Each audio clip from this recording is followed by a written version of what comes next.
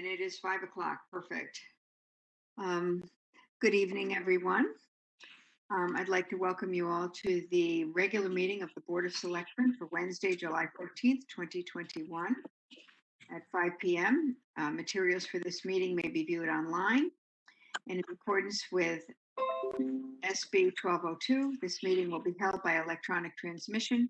Audio and video. This regular meeting will be simultaneously televised on Channel 79 and YouTube in order to allow the public to view and listen to the meeting.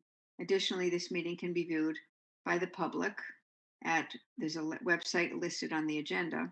In-person attendance will not be permitted, nor will the public be allowed to offer public comment, testimony, or other participation unless otherwise specifically stated by this notice. Comments for the agenda item at 6 p.m. should be mailed to G. Shaw at woodbridgect.org until 3 p.m. today. They were due. So with that, I would ask everyone who's not speaking, please mute yourself. But of course, you're going to have to unmute when I call on you because we have to do a public in-person roll call. So with that, I will start with the roll call. First being the Board of Selectmen, and I just do it alphabetically to make it easy. Joe Crisco. Present. Thank you. Beth Heller here. Paul Kyriakos. Not here yet. David Lober. Present. Thank you. Sheila McCrevin. Here. Thank you. David Vogel. Present. Thank you. Administrative Officer, Director of Finance, Tony Genovese. Here. Assistant Administrative Officer, Betsy Yagla. Here. Town Council, Jerry Weiner.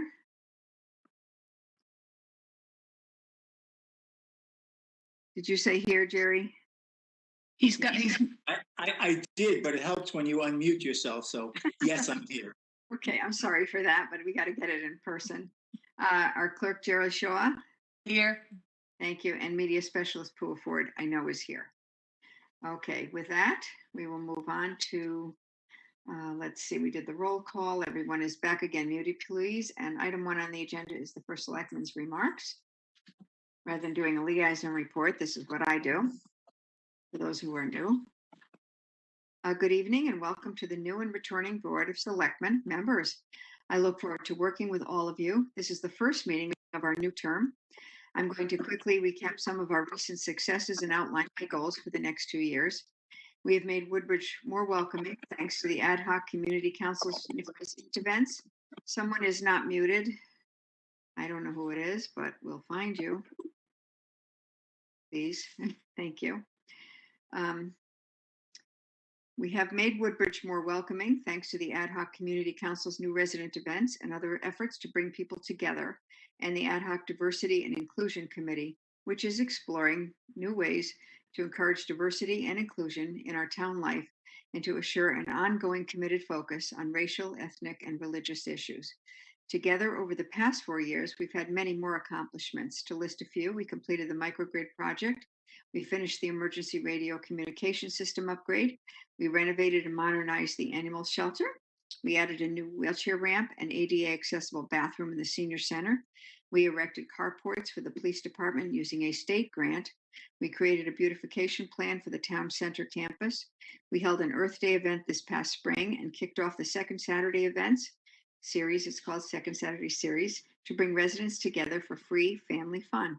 We reinstated the Recreation Department's very popular summer concerts and have also started a concert series in the business district to encourage people to shop, dine, and try Woodbridge. We approved creation of the also very popular and well-used dog park. We added solar panels to the library to cut costs and save energy.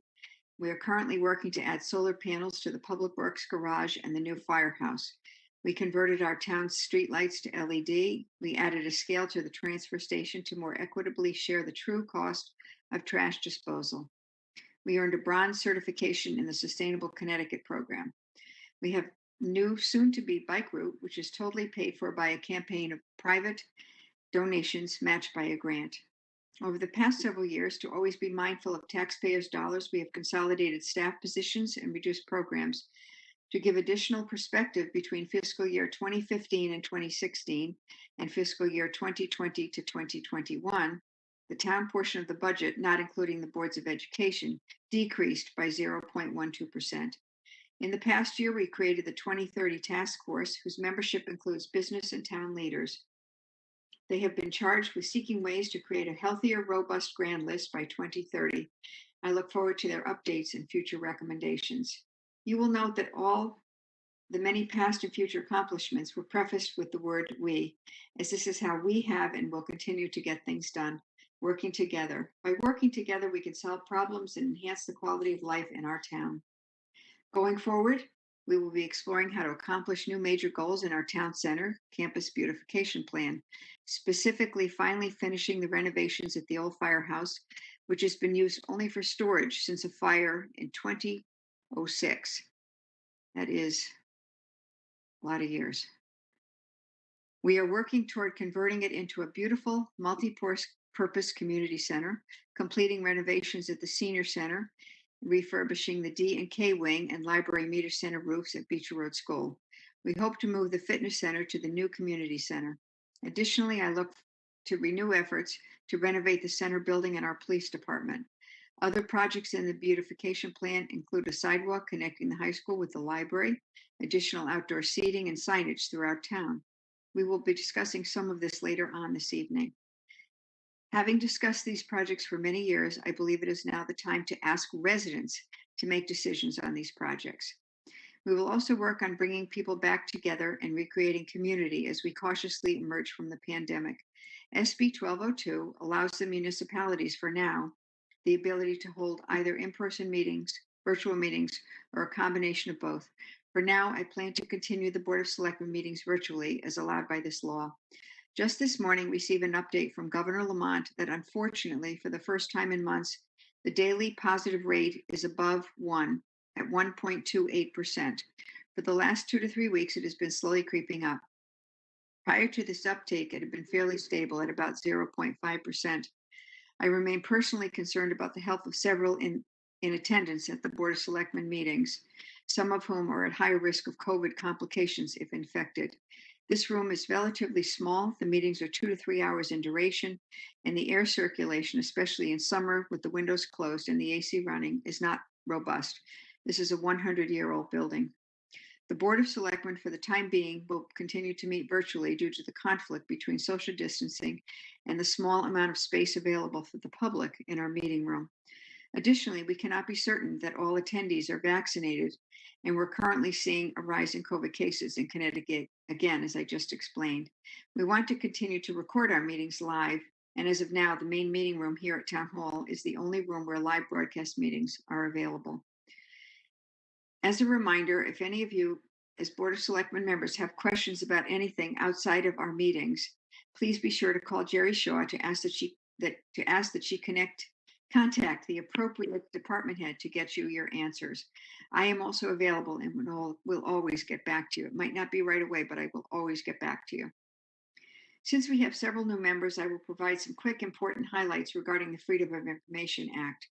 Town Clerk Stephanie Charleglia will try to organize a Freedom of Information training session in the fall.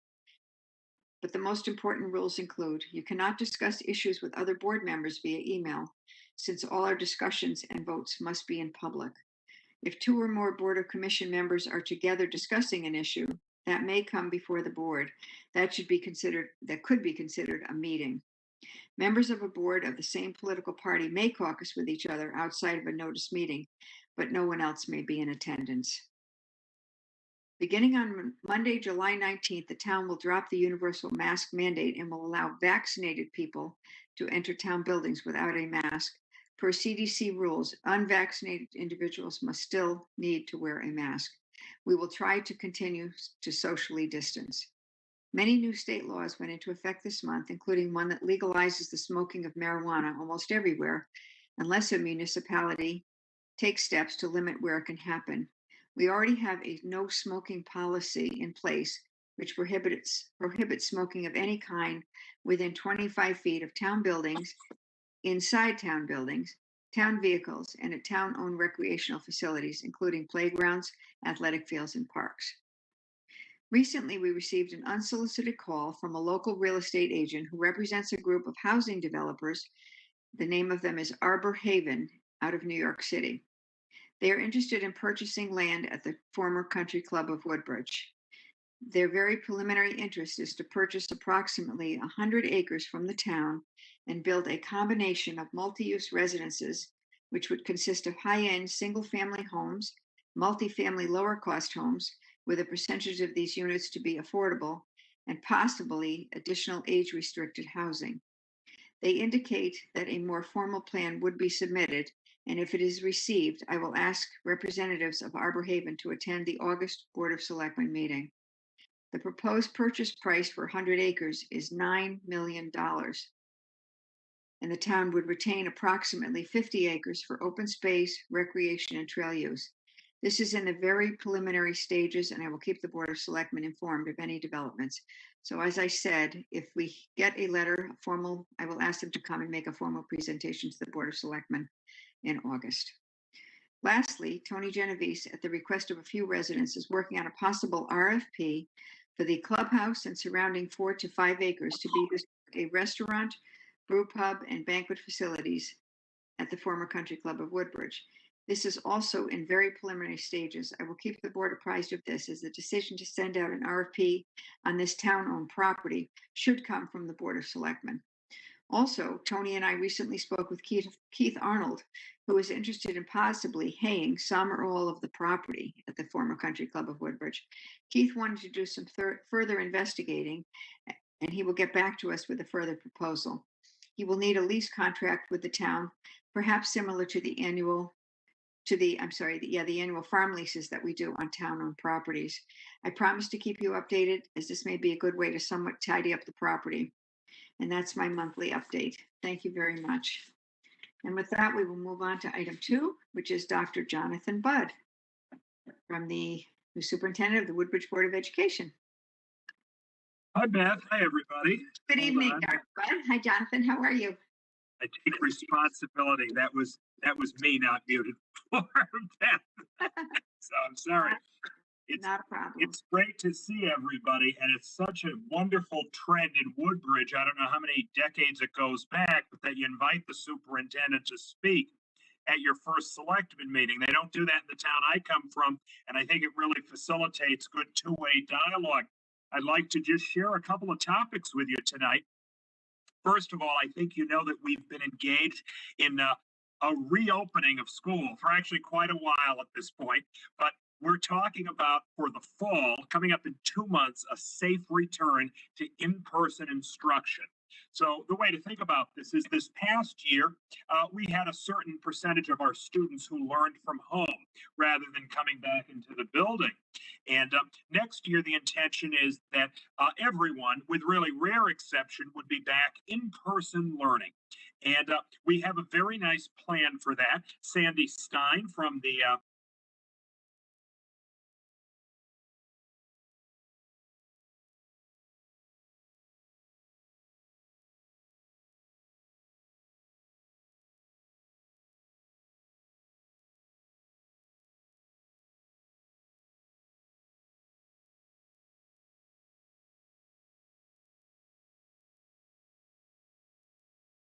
students who have been fully remote back into in-person learning.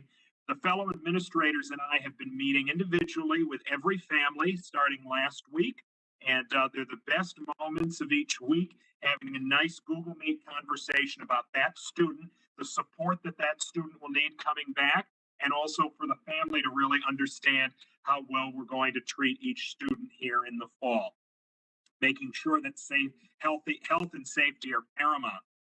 The second main thing I'd like to tell you is that Beecher continues to be thriving in the summer. Just come by anytime. If you want a tour, let us know. Of course, at one end of the building, my end, we have the town recreation department, just taking full advantage of the great weather and the great space here at Beecher. Up at the other end of the building, though, we have about 200 students or so engaged in extended school year programming for students with special needs, a learning academy for students who might need a little extra help in literacy or math based on last year, and thirdly, a summer enrichment program for students. All of those are going all month of July. It's really exciting to see kids having fun and learning a little bit. Thank you for your support. It's not possible without the town leaders and the whole town community supporting the great education here in Woodbridge. So thank you again. Really feel free to reach out at any time with any questions, concerns, comments you may have.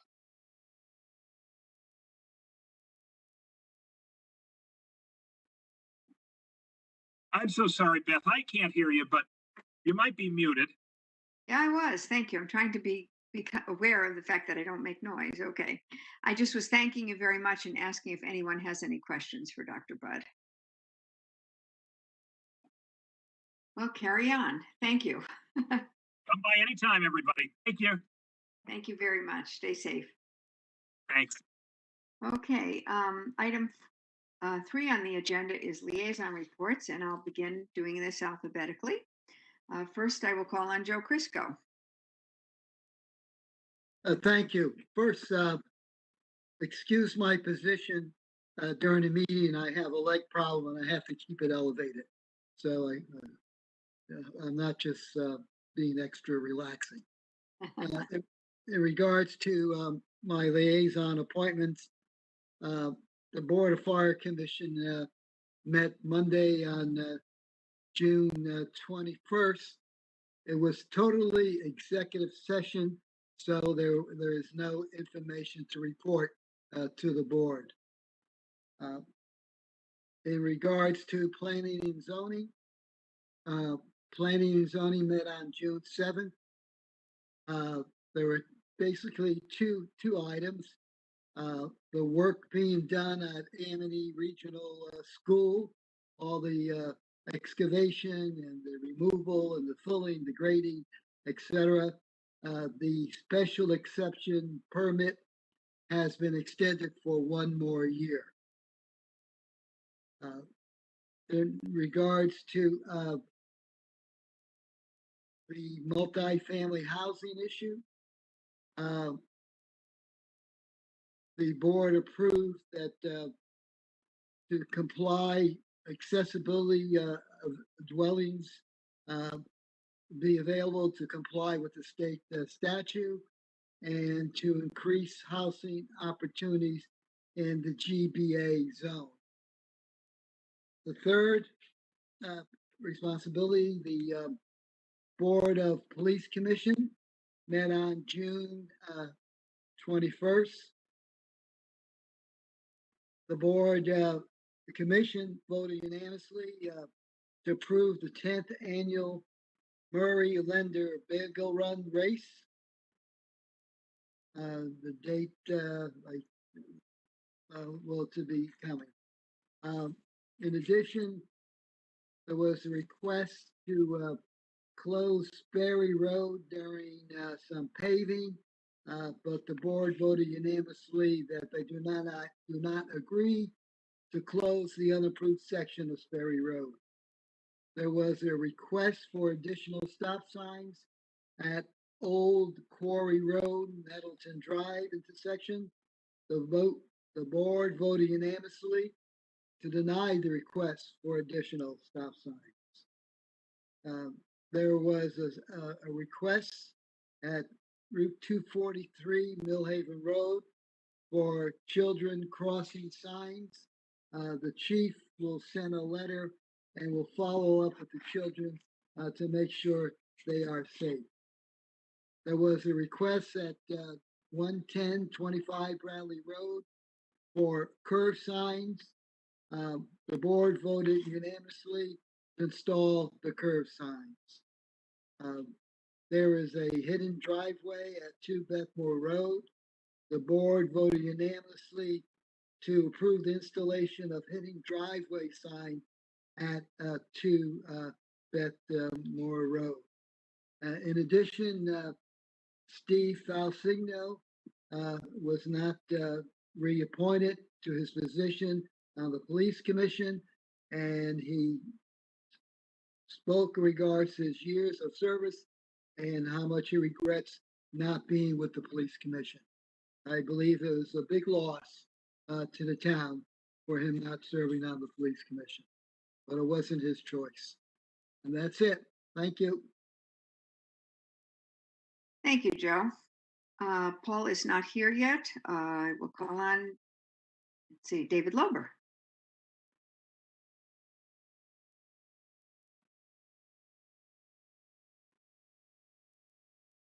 David, you have to unmute yourself.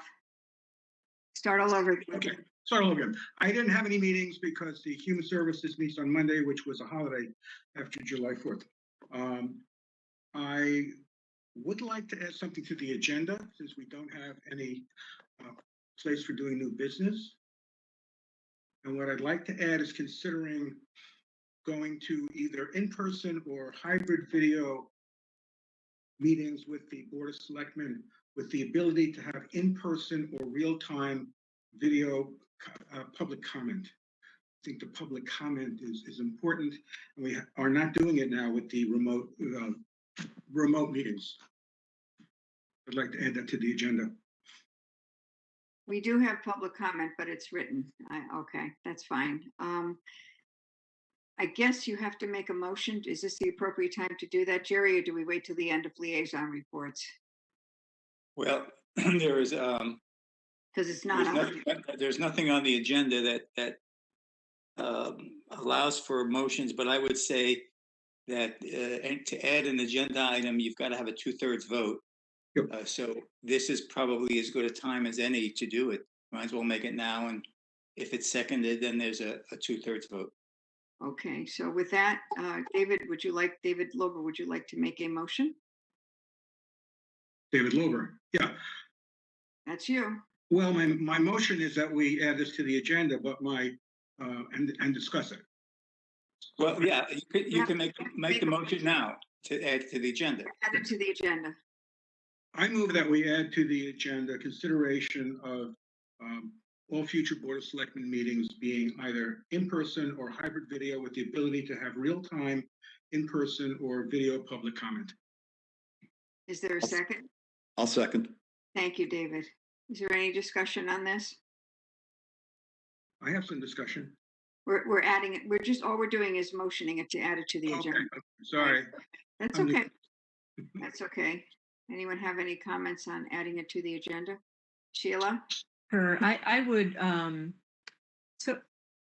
so I'm open to having discussion. I would like time to prepare for that discussion so that perhaps we could get some more information available. I guess I would put out a friendly amendment that we table this until the next meeting. If you want to take it as a friendly amendment, up to you. But I think we can have further discussion about this. I would like to be able to myself be able to prepare some input, but Not to add it to the agenda, but to just yeah. So the motion to add to the agenda is a friendly amendment would be to add to an upcoming agenda instead. okay. If you want to take it as a friendly amendment, the maker of the motion, I guess, can take it or not. Yeah. How do you Just feel about that, David? a point of clarification there. It was just being proposed to add it to the agenda, not Correct. for discussion. To add it to tonight's agenda, correct, David Lober?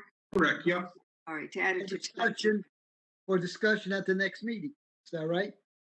No, discussion at this meeting. he wants to okay. add it to the agenda this evening, and then once it's added, if it's approved, will then be discussed at No, he wants to discuss. He wants to do it tonight.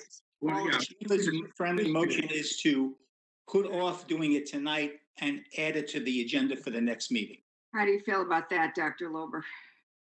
Well, if I didn't want to discuss tonight, I wouldn't have tried to add it to the agenda tonight. Okay, I so think that there's a need to talk about this. fine, so we'll take up the motion as presented. If everyone's Thank okay. you. So I will call the question. All in favor signify by saying aye. Aye. David Lober, you said aye as well, correct? Yeah. I have to do a roll call, correct? With this Yeah, you new- better do a roll call. So all in favor, David Lober? Aye. Whoops, I forgot Joe Crisco. Sorry, Joe. No, Okay. Beth Heller votes no. Paul Currico's not here. David Lober votes aye again, correct? David Vogel, Aye. Thank you. And Sheila McCrevin. No. So adding it to the agenda for this evening has now failed. Okay, thank you.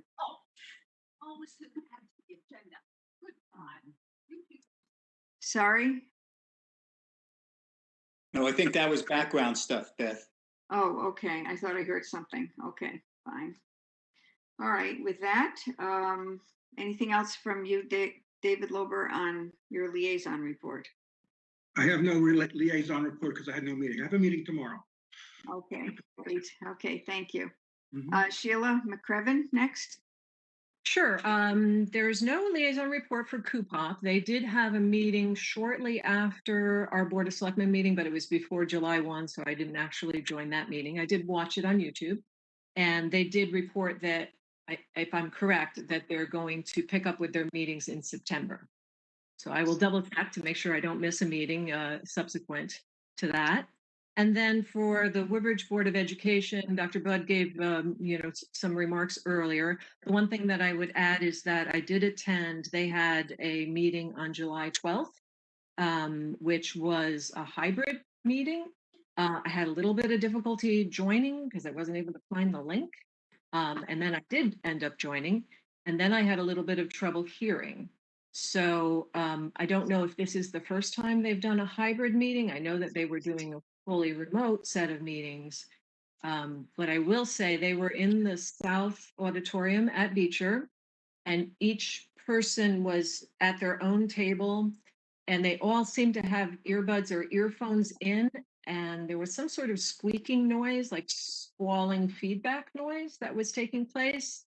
I'm not sure they were hearing it, but certainly on the recording for the public, it was hard to hear. There were also a couple of people who were not microphoned at all, so when they spoke, we heard nothing. So the meeting itself, the content of the meeting was to elect the officers. When they announced one of those votes, we didn't hear the audio at all, and then they ended up restating it. That was the contents of their meeting, so I was able to piece together by watching the replay on YouTube. But again, I just want to note, it is really hard to do these hybrid meetings. I know I've taken part of hybrid meetings at Amity, which has been their style the entire time. Some people in person, some people remote. Very difficult, especially the audio. This is going to be key going forward. So with that, that is my liaison report. Thank you. Next is David Vogel. Thank you. You're welcome. Also, Joe, I would like to personally thank you for your welcome to the board that you sent to me, and I think that was a very nice gesture. Hope your leg gets to feeling better. The Recreation Commission had a meeting on June 28th, which I asked to attend and did. These are a very dedicated group of volunteers who are all about doing things and running programs. They're very active. They're very action-oriented. The swimming pool was just up and running after its first day, up and swimming, I should say, and has had a very safe and successful opening. Most of what you know about the plans are detailed in the previous minutes from the previous reports of board members. I could add some detail to it and highlight that the country club tent was soon to be, and I expect maybe it already is, set up at Beecher for the summer programs. There will be concerts on 4 Tuesdays from 6 to 8 p.m. on the green this summer. Also, they have a date for the Woodbridge Road Race of October 2nd. The fitness center hours have expanded. They are now open Tuesday and Thursday, 6 to 8:30 p.m. and weekends as well. Pickleball continues to be popular. This is a good commission that's very active. On June 29th, I was invited to the Government Access TV Commission. They are very focused on projects, and those projects include their future projects that they hope to achieve, possibility of closed captioning. They want to look into what that costs. Ethernet connections in the gym, improvement of that. The equipment to stream on cellular data, a cost unknown as of yet.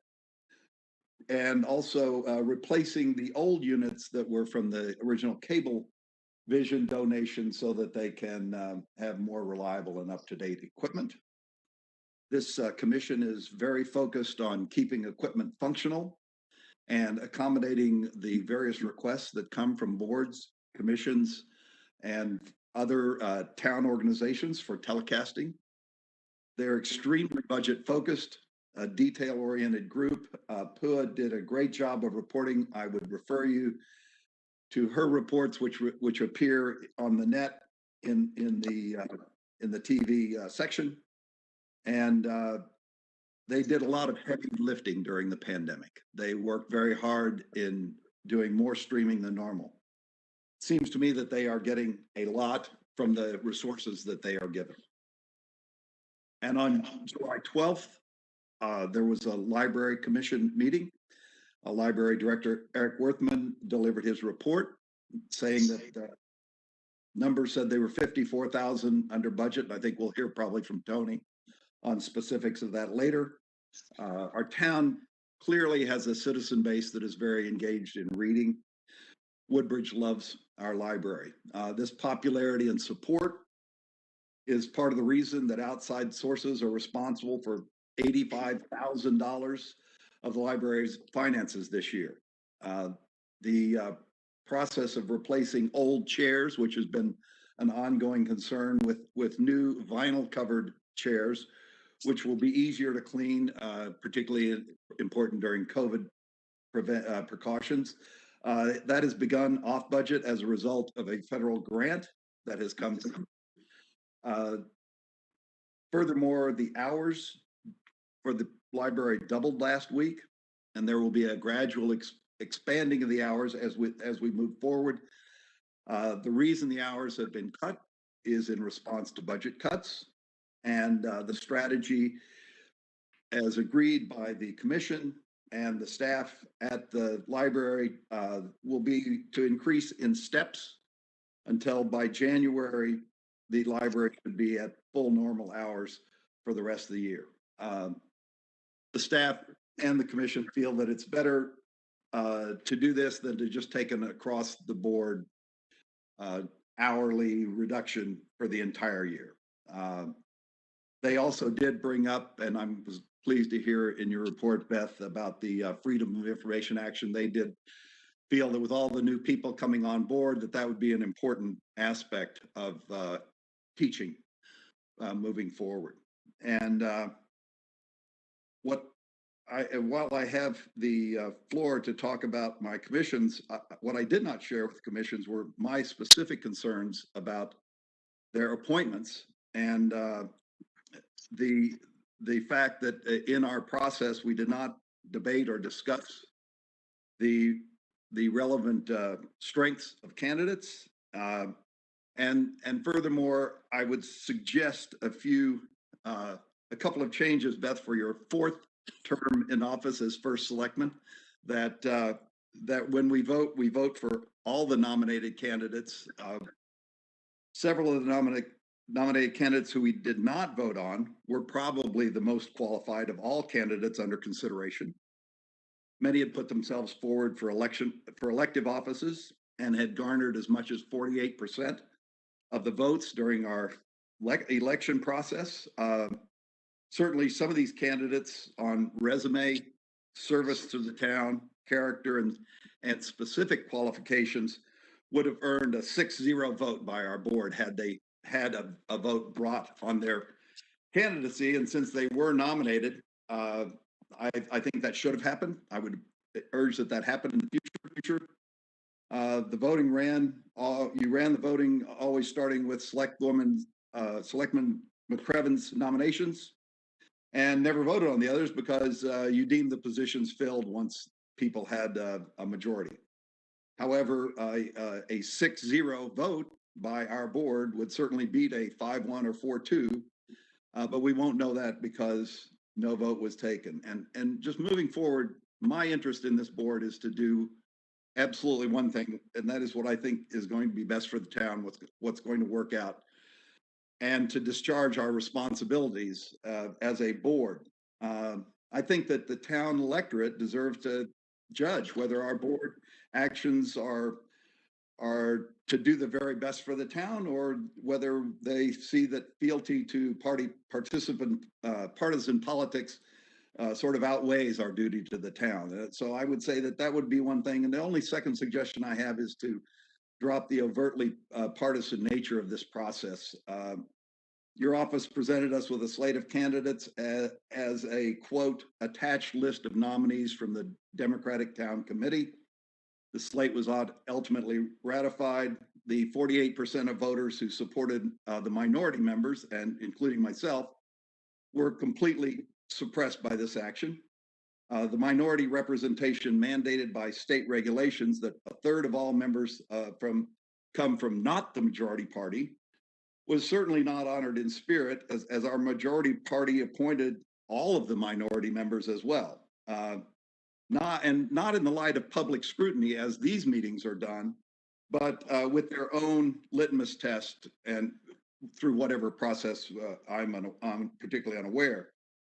I felt insulted by this. And the reason being that this power is delegated to the six of us to appoint members of the commissions. And I will continue to actively oppose those who would usurp the powers delegated to this board through our charter and state statutes. And I will not allow partisanship to dictate power and to appropriate the responsibilities and powers that our board of six are elected to perform. I would like to say that I simply won't participate in such a charade in the future. And I would strongly advise that we consider whether or not this is, in fact, local government at its best when collaborative, when we take such partisan action. And I hope in the future, Beth, that you will honor your promise to work across the aisle to build consensus.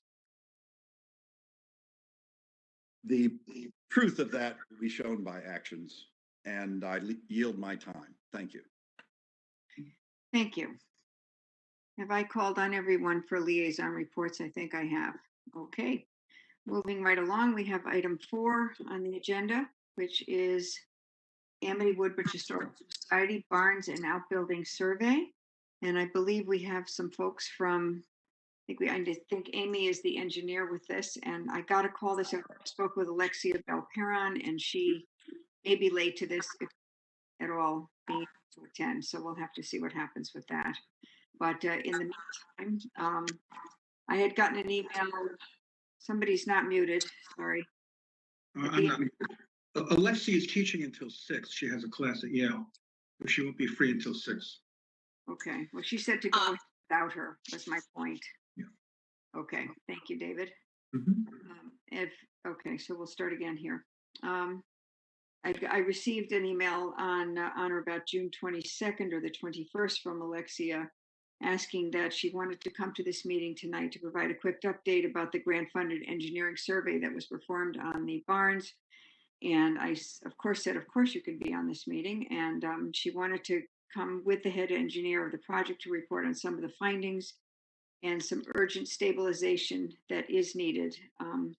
We have a chart in our packet which explains what was done and some of the recommendations. And obviously, the good news is that the Historic Society, she informed me, is prepared to absorb the cost of this urgent stabilization work. And it sounds like the ice house is perhaps that area, but I will turn it right over now to Amy, and she can perhaps give us an update. You all have the chart, which reviews Actually, yeah. first barn and original barn and shed addition and the L edition, and then the total cow barn. So ice house, there we go. Okay. So with that, I'll turn it over to Amy. Welcome.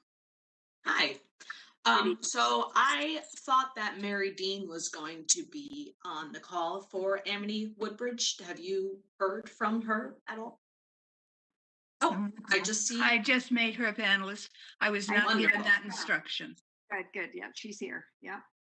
Here, and I'm on here. I'm off mute. So let me introduce Amy, if I may, please. There we go. I didn't know you just joined, Mary. I would have introduced you right Oh, away. no, I'm here. Just haven't been visible, which is fine with me. Fine with me. Okay, so good evening, everybody. I'm Mary Dean. I'm the Vice President of the Amity and Woodbridge Historical Society, and I'm a member of the Building Committee. The Building Committee asked me to introduce this topic in the absence of our President, Alexia, who, as you just heard, is not able to attend tonight. I thought it'd be a good idea if I kind of gave you a little background and run up so that you know exactly what you're going to be hearing from Amy.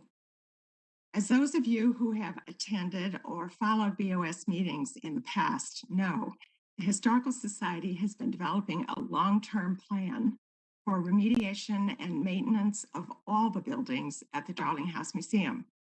Working closely with our preservation partners, most especially the Connecticut Department of Interior's State Historic Preservation Office, we took an important step when last autumn, with BOS endorsement, as you just heard, we submitted a survey and planning grant to the state to fund engineering surveys of the three largest outbuildings, the barns.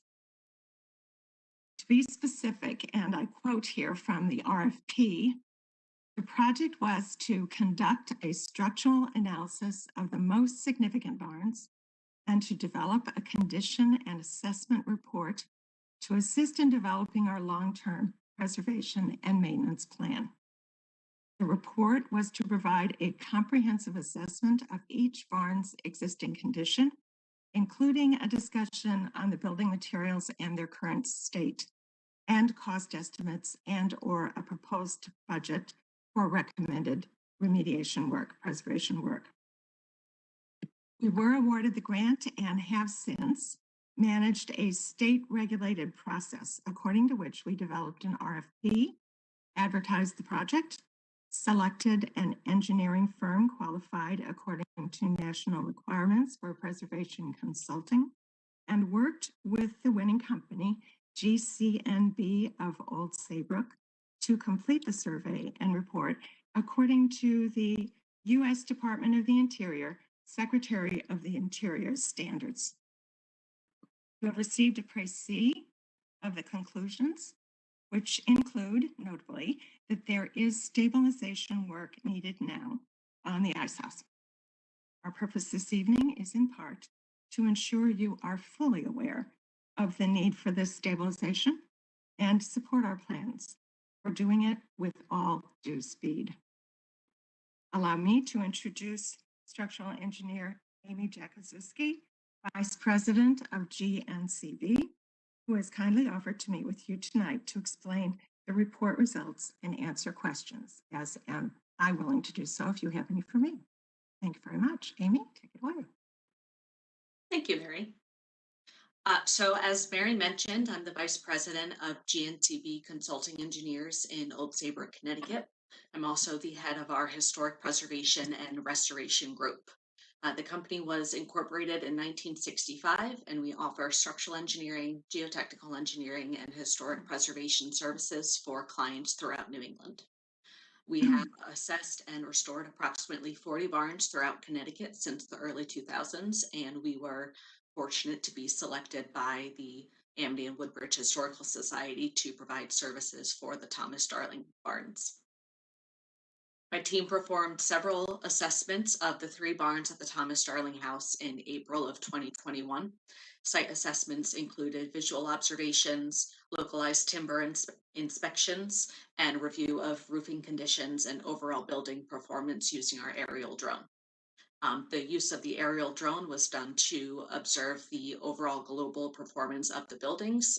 It's clear from the ground that there's been some deflections and movements in the barn over time, and the aerial drone allowed us to have a review of that from above. Observed conditions were noted to be typical of historic barns and are mostly related to the age of the buildings and their purpose as agricultural outbuildings. We performed a structural analysis, which was based on what we believe to be the capacity of the historic timbers on site. There have been some modifications and updates to the buildings over time, and we incorporated the evolution of the building materials into our analysis.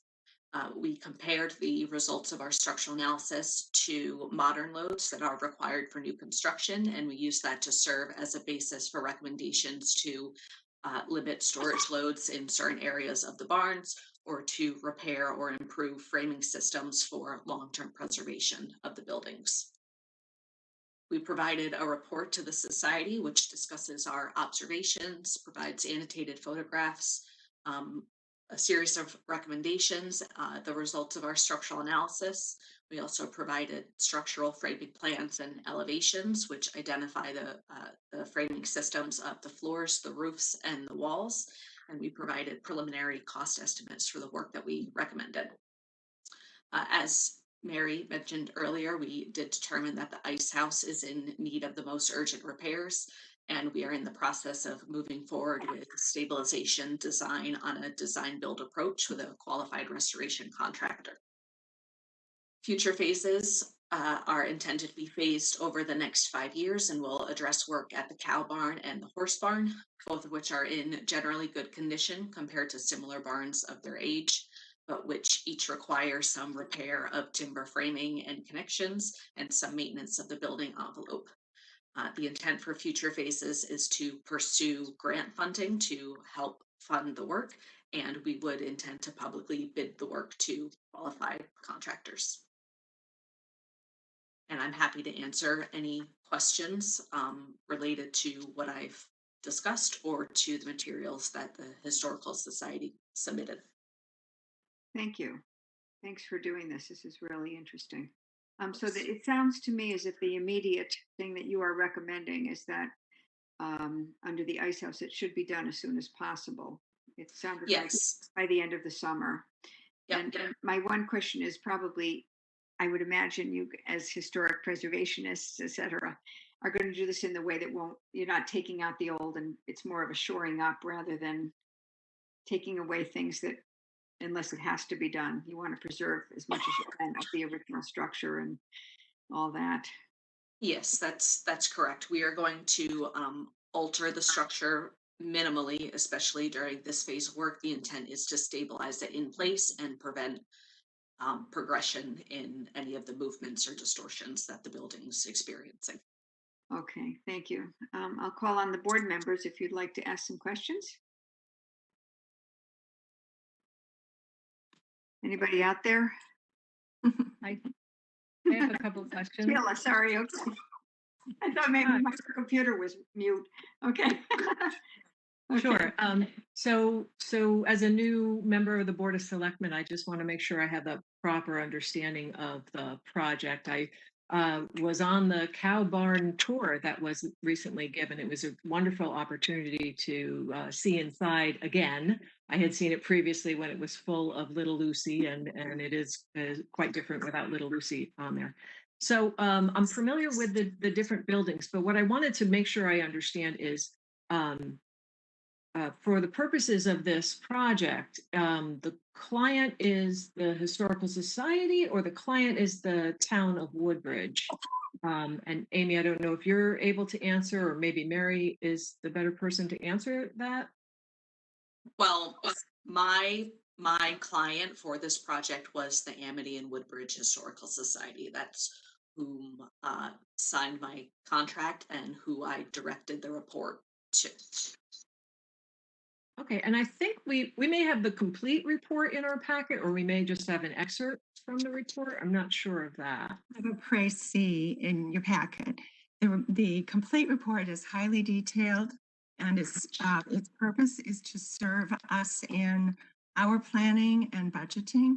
And as you can see from your experience this evening, if there are elements of that report that we wish to put in, the recommendations or anything that has an effect on the buildings themselves, we would bring that to the Board of Selectmen so you're fully aware of what's happening at the buildings. The things that we are talking about here are not, lightning hasn't struck. We don't have to suddenly make we can plan for this. The whole purpose of this was to plan, and to plan as far ahead as possible. Yeah, that's actually what, so I'm interested in the phases, and I wonder if there's a timeline. I just heard Beth mentioned that immediate by the end of the summer, but then I wonder about urgent, because to me, urgent sounds like it should be done right away. But I'm not sure if maybe there is more detail here for a timeline so that the board is aware, since they're town-owned buildings, what exactly needs to be done. And if it were the case that funding was holding back movement that needed to happen to ensure the integrity of the buildings, we certainly would want to know that. But I don't know if I have enough information in this excerpt to really tell that. Very glad to hear the full report. I'm very glad to hear that you would support any such issue or need. And again, I assure you that we will talk to the Board of Selectmen about individual issues as they come up. But this is a comprehensive report, and it is a preliminary report. It's designed to give us a lot of basic information from which we can then move forward and develop in terms of the individual elements that we identify as critical and that we can afford to do it at any given time. We need to plan, and when we finish our planning, you'll hear about it. Okay. Look forward to that. I know that there is some sort of budget line item in the town budget for upkeep of the Darling House. I don't know if there's an envisioning of using some of that money, because I know there was a 5-year plan attached to that when the Board of Finance included it. So I'll happy to stay tuned for more information about that. And then I guess the only other question I have about this particular point in time that we're at is whether state bid requirements are the town's responsibility or the society's responsibility or a shared responsibility when it comes to, how bids proceed. It is, in this case, the responsibility of the Historical Society to conform to all the requirements that are set by the granting agency. And it's our responsibility. We perform that responsibility to their satisfaction. I'm sure it would be to the town's satisfaction. I just told you a lot about it, and I hope that was helpful and interesting, and that we know what we're doing. Okay. Right. I guess the last question I have, though, is about insurance. So when work is being done on these buildings, I know, unfortunately, there was a terrible accident not too many years ago up in Bethany when a barn was being reconstructed. So insurance is something that the town covers for these buildings. Is that right? I can answer that. We do insure the structure, and we do have the property under our insurance. I can also tell you, the society insures the contents, if I'm not mistaken. I can also tell you that as part of our RFP, when we contract with anyone for any purpose, we require them to be self-insured as well. So and to continue with that, the contractors that would be involved with work will have to meet minimum insurance requirements as well. Okay. So before us this evening, I believe, David, go ahead. Yeah, Beth, I would just, we do have a lot of new board members, and I would support if you can find the time to have Mary Beth or the Historical Society arrange just that our board could, see the properties and see what we're really talking about just as a group, perhaps. Just a suggestion. I assume, Amy, that none of these issues are really a safety concern at this time. Well, for the ice house, we are recommending that stabilization happen as soon as is possible. We are in the process of getting a contractor on board. It is a very busy construction season, so I've had to talk to a couple of contractors to see who would be available to go about a design build approach for the ice house in this manner. That is the only structure that I would not be comfortable saying, yes, feel free to have a public tour of the structure. The work at the cow barn and the horse barn are very common for historic barns. I don't see any reason why structurally the Historic Society would be able to allow people to see the buildings. Yeah. And indeed we did just last month. I have a question. I have a question for Mary. There's only one item here that's immediate, and I guess the funding for that is already underway. But there are 1 to 3 and 3 to 5 year scope on some of these projects. I was wondering if you have any other funding sources like the state or the federal government. I mean, this is a historic landmark and it qualifies for some aid. Yes, we have currently plans in place to apply for the first of the Historic Restoration Fund grants that we have been talking to the State Historic Preservation Office about having. We've got them prepped and primed to receive that. And those are matching grants, and we were going to have to confront the need to match them. But we are confident we will be able to do what's necessary, when it's necessary, as it's necessary. Okay, thank you.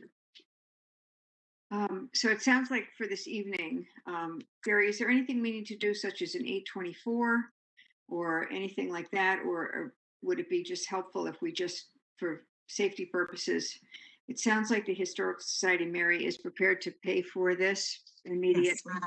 Mm-hmm. Okay. We have enough money to budget. And we'd obviously have to have the correct permits. We usually waive the fees, I think, Tony, if it's a town building.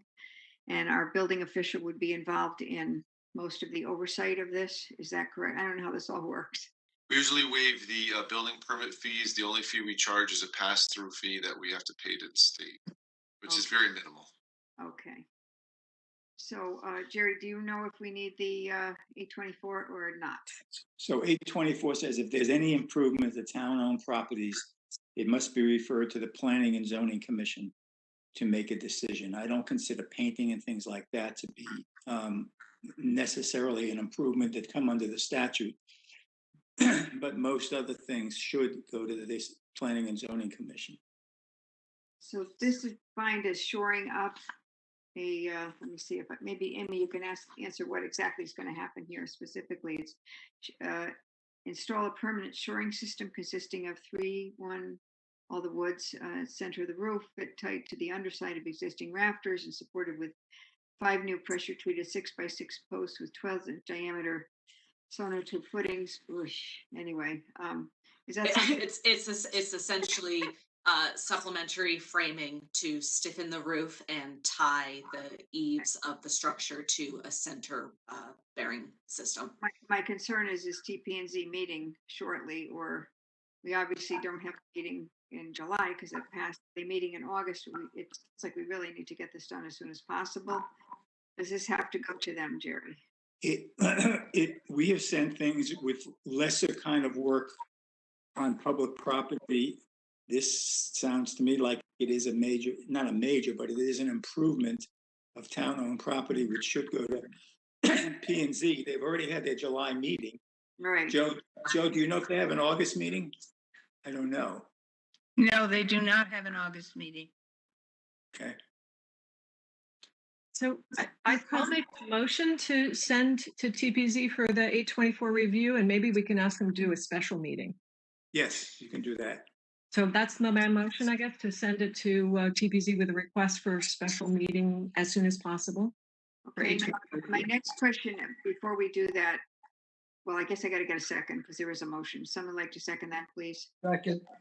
Thank you.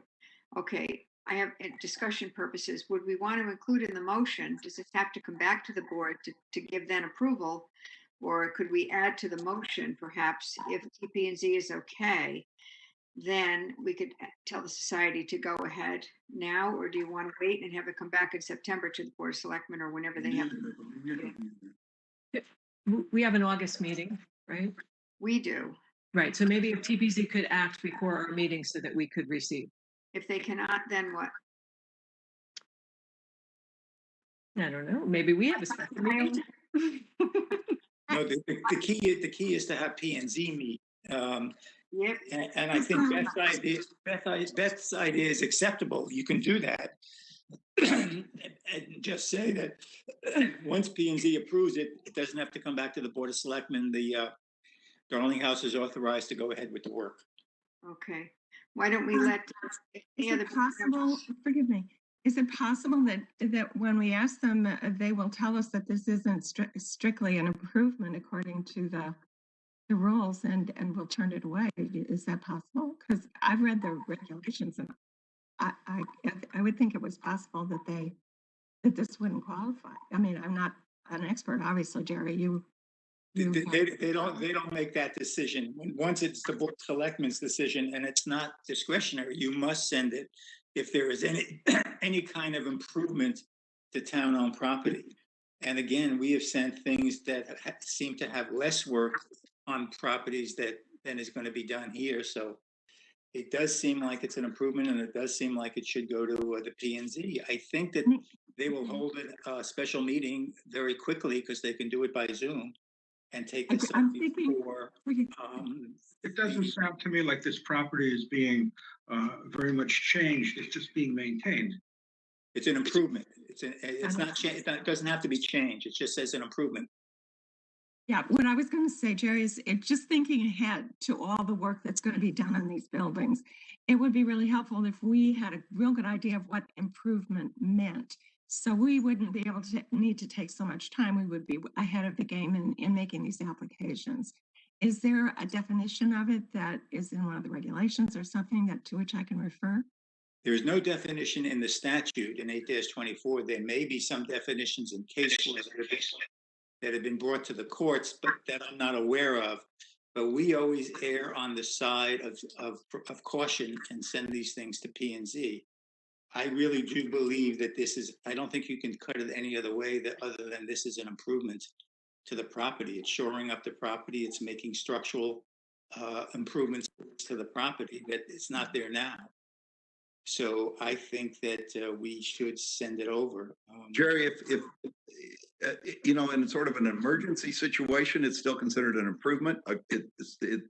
Just a question. It does sound like by the time they get contractors lined up, given what we've heard, that it's going to be after such time that the TP&Z might act anyway. So I'm not worried about that timing that much, but if we're the ones that get to define, well, what's an improvement? Is there such a thing as an emergency? I mean, if there were, a hole in the roof of a town-owned building, we would fix it. If there was a danger of falling down, we would do something.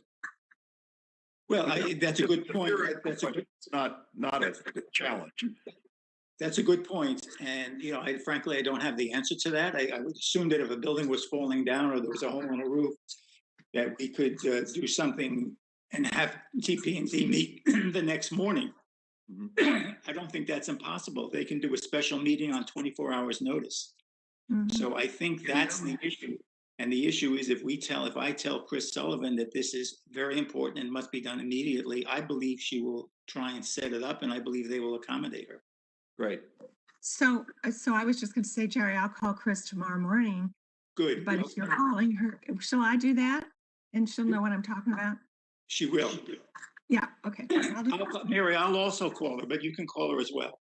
Well, we can send her also the motion that we're going to hopefully approve tonight, recommending the 24 with a friendly amendment. Sheila, I think you made the motion. Mm-hmm. Does it have to, again, I'll ask, does it have to come back to the board of selectmen, or would you people like to just say, as long as it's approved by TP&Z, we authorize it to proceed, correct? With all the insurance and other requirements as required by the town building official, et cetera. Yeah, if we add to the motion to say and authorize the project to proceed as soon as all requirements are met. Is that good wording? That's okay. You can do that. And then I just have one other quick question. I know Becky mentioned I think the building inspector. That's someone who could make a determination if there was some sort of emergency situation. We would not want meetings to hold that up. So if he went out there tomorrow morning and said, "Whoa, got to do something interim," he would be able to authorize something like that, right? I believe so. Having gone through a deck procedure, filled out 20,000 permits recently. As soon as I believe you fill, David's laughing. Yes, it's true. true. Once you take out a permit, that triggers the building official to then become involved because he signs them all. So he will know exactly what's necessary going forward. And I think Andy Rizzo is pretty sharp that way. So he'll be immediately involved. And I trust him to be able to handle it and take it sort of from there. Terrific. So I think if my motion is good, I think that's Let's reiterate the motion for, if you want to, Sheila, just for purposes of make sure we all understand. sure. It's a motion to send this portion of the project that is included in our packet under, I guess they're terming it to be Ice House. right, the ice house with immediate needs. So only that portion of the project to go for an 824 review at TPZ with the request that they do it as soon as possible at a special meeting, and that the Board of Selectmen authorizes the work to begin as soon as all requirements are met, which that TPZ 824 is part of the requirements. Okay, it sounds good. I guess Joe Crisco seconded that. You're comfortable with that, Joe? Yes. Okay, wonderful. Any other discussion or questions for anyone here? Hearing none, I will call the roll. We have to do this in person. Joe Crisco? Yes. Beth Heller, aye. David Lober? Aye. Sheila McCrevin? Aye. And David Vogel. Aye. Thank you. 5-0. And I just want to thank Mary for stepping in and stepping up this evening. And for Amy, I'm not going to pronounce your last name because but thank you very much for joining us this evening and being so helpful to put this forward. And thank Alexia for her work on all of this. And thank you for the society for getting this forward. So I think this is now hopefully in the works, and we'll stay on top of it. Jerry Shaw will send this motion, and I'm sure reach out. Mary, you can do it as well, and Jerry Weiner as well tomorrow. So we'll get this done as soon as possible. This is an immediate request. Okay. All right. Thank you, guys. Thank you very much. Okay. Thanks. Okay. Item, here we are, 6:07 p.m. Item 5 on the agenda is public comments. Mrs. Shaw, have you received any public comments as of 3 p.m. today? No, I have not. Okay, thank you very much. Item 6 on the agenda. We Administrative officer. stop at item 5 there before we leave item 5. Why are we having no public comment when it is possible to do that? Why what?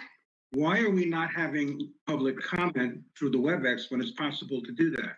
We had that for the first town meeting.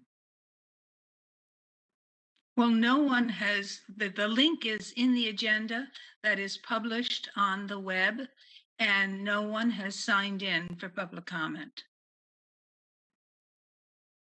The only attendees we had were the people that were just present for the last item. Okay. Okay. Okay, thank you, David. Item 6, we're back to item 6, Administrative Officer, Director of Finances report. Call on Tony Genovese. Thank you, Beth.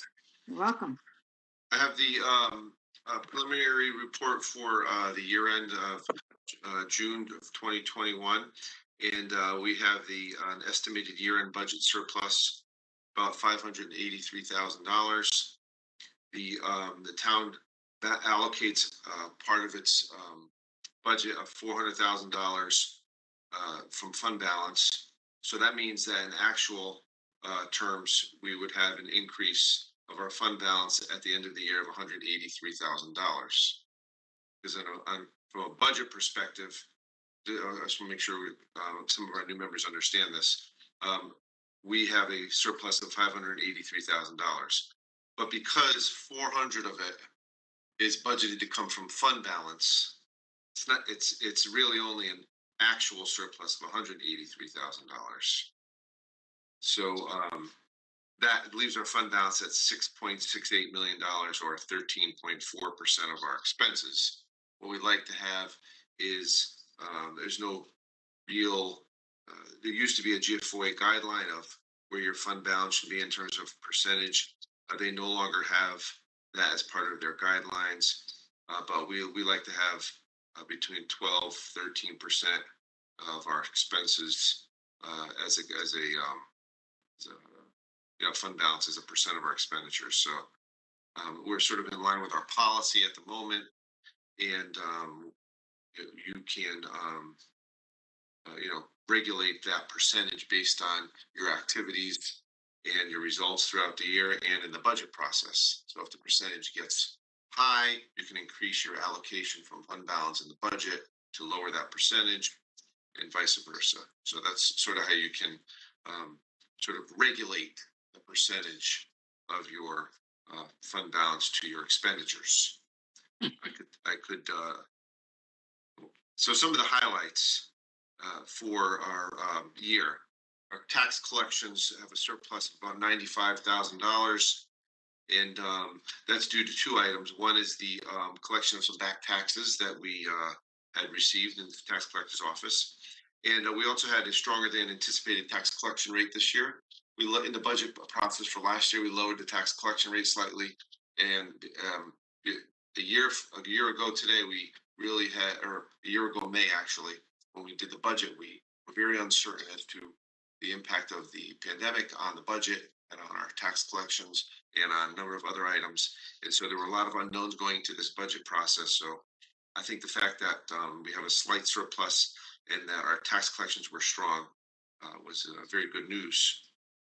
In addition to strong tax collections, we have a surplus of $146,000 in our intergovernmental revenue section. A large portion of that, or about half of that, is from coronavirus relief funds and FEMA funds, which we received. In addition, we had some excess cost funds from special education of $54,000 and a surplus in ECS of $23,000. ECS is education cost sharing. So that makes up that surplus. Our investment income has a deficit of about $140,000, and our rates are continue to be very low. There's low short-term rates generally. Charge for services has a surplus of $77,000. The primary item in this category throughout the year was a deficit in transfer station fees. When we created this budget, there was an anticipation that we were going to start to charge for bulky waste and demo. We did not, and that'll come up later on the agenda. In addition, we saw a decline in the tonnage that we've received, that we had at the transfer station, and so that reflects lower fees. That was offset by a surplus in town clerk fees, $20,000. A lot of that is recordings that we've received in their office. They were very busy this year. And $88,000 in building permits. Again, we saw activity there, and rec fees as well. So we saw some activity this year that we didn't anticipate, which caused some additional revenues. Finally, we have an anticipated deficit of transfers in, which is mainly money from our private duty, and that's about $65,000. We had a decline in the amount of private duty that we had this year, and so there's a decline in our deficit in the revenues. These revenues are collected to offset expenditures in benefits. So really, it's a pass-through. So you'll see a corresponding surplus in our benefits line of FICA and Medicare and other matches for payroll that we did not have to pay as a result of the decline in private duty. So it's mainly a pass-through, but I wanted to let you know about that. On our expenditures, I made just some of the highlights for the year. The registrar has a surplus of $15,000, savings in part-time wages. Mainly, we had some savings in the registrar line itself. The building official is a surplus of about $30,000. A lot of that is, even though we've had increased activity, Andy's been very efficient about his time, and we've been able to save some money there as well. Waste management, there's a surplus of $45,000, mainly due to a surplus in waste disposal fees. As I indicated, our tonnage is down this year. Human services, a surplus of $40,000.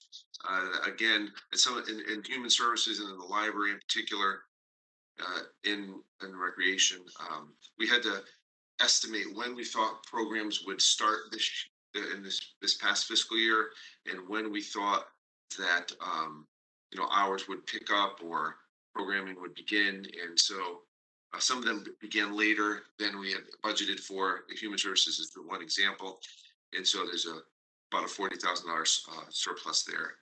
And finally, in the library, their surplus, I know you mentioned it before, David, their surplus will probably be around 30, maybe a little higher.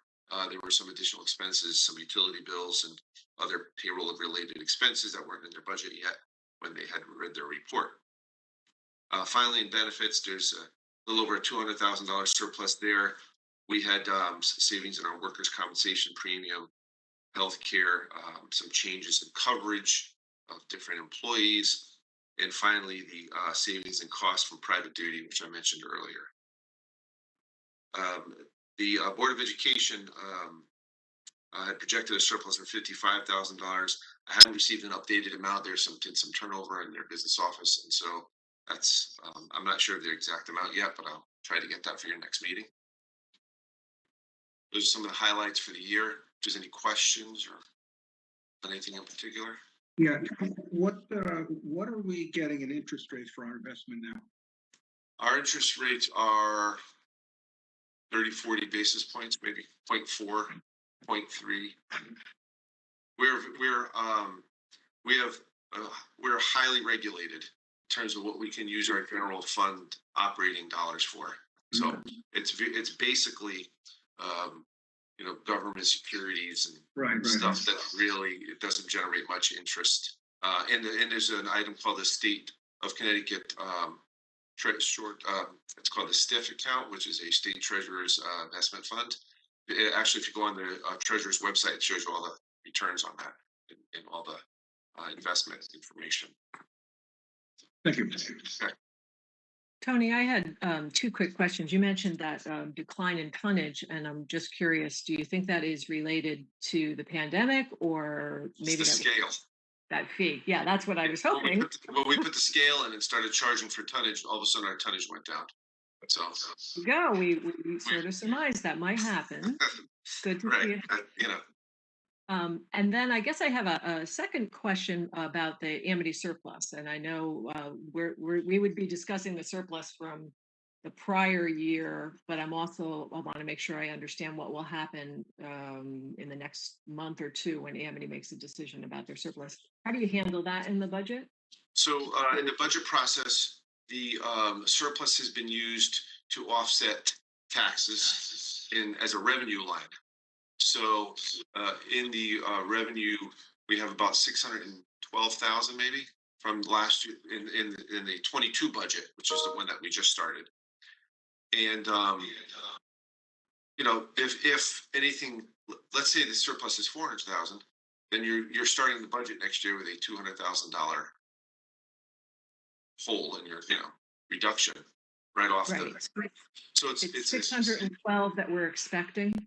Well, if we get that, then there's no impact to the budget. If there's less than that, then you're starting out with a reduction right away, which is why it's a very volatile source of revenue source. You try not to have volatile revenue sources. At least you try to minimize that as much as possible. So that could be problematic if all of a sudden there's no surplus. All of a sudden you have a $600,000 deficit starting the budget process without even. Yeah. Okay. I just wanted to make sure I understood what you sort of had, with your crystal ball to expect, and then what will actually happen next month. I guess we'll see. Right. All right. Thank you. Okay. Anyone else have any questions for Tony?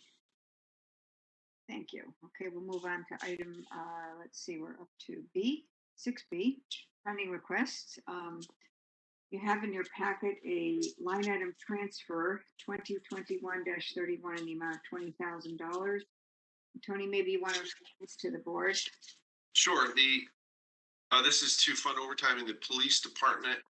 I was hopeful that the police department would be able to fund within its budget all of their expenses for the year, but the most recent investigation has caused a slight deficit in their accounts. And so earlier in the year, there was a lot of overtime as a result of the storm that we had last August.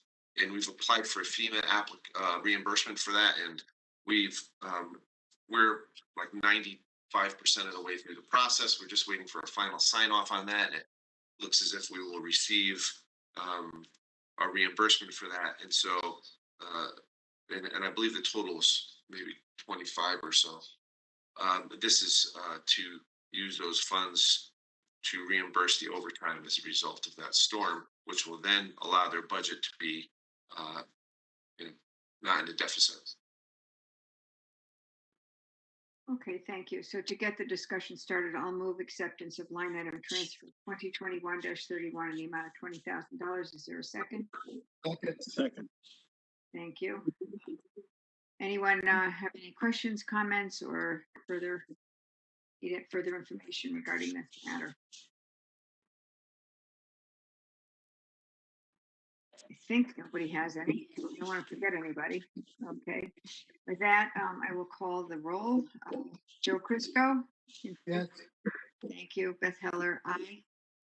Paul Kiriakos has joined us. Good evening. Aye. Thank you. David Ober? Yes. Thank you. Sheila McCrevin? Aye. Thank you. And David Vogel? Aye. Thank you. So that passes unanimously. And next we have we're up to a bid waiver, correct, Tony? That's the next thing? Correct. That's the next item, right? Let's get these crazy. These things make me nuts.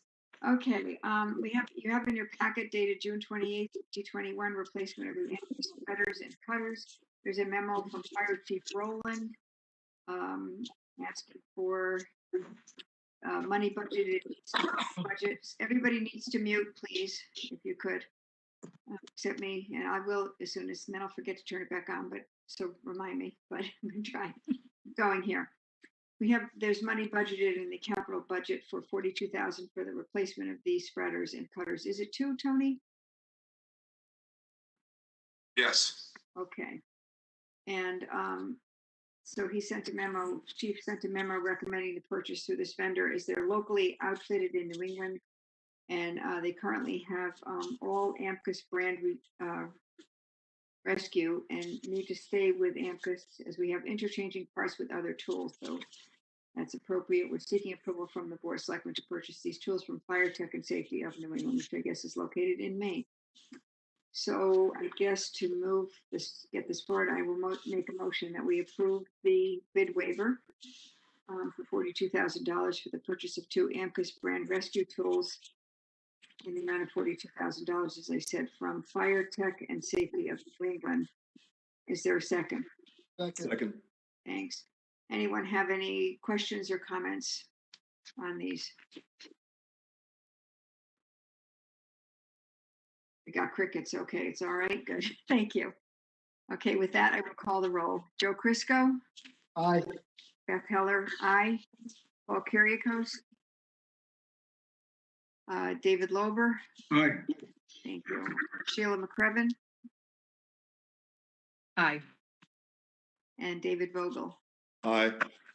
Okay, that passes unanimously. Thank you very much. Next on the agenda, 6D, is the transfer station update. And I will turn to Tony for this, please. Thank you. This is more of a sort of a primer of what we will be doing in the future for you, which is providing you with a more comprehensive update of our transfer station. And we have some suggestions on possible things that we can do in the future. This is our first end of our first full year of our scale up there. We charge the haulers amount per ton to dispose. Previous to that, we did not charge the haulers to dispose of waste. Since that time, we've seen about a 30%, maybe a little more reduction in our tonnage that we receive at the transfer station. We do not charge. There was a lot of discussion, but have yet to charge for bulky waste or demo, or it's called a number of different things. but it's generally construction debris and other types of debris that we collect up there. That's one thing we are would like to discuss.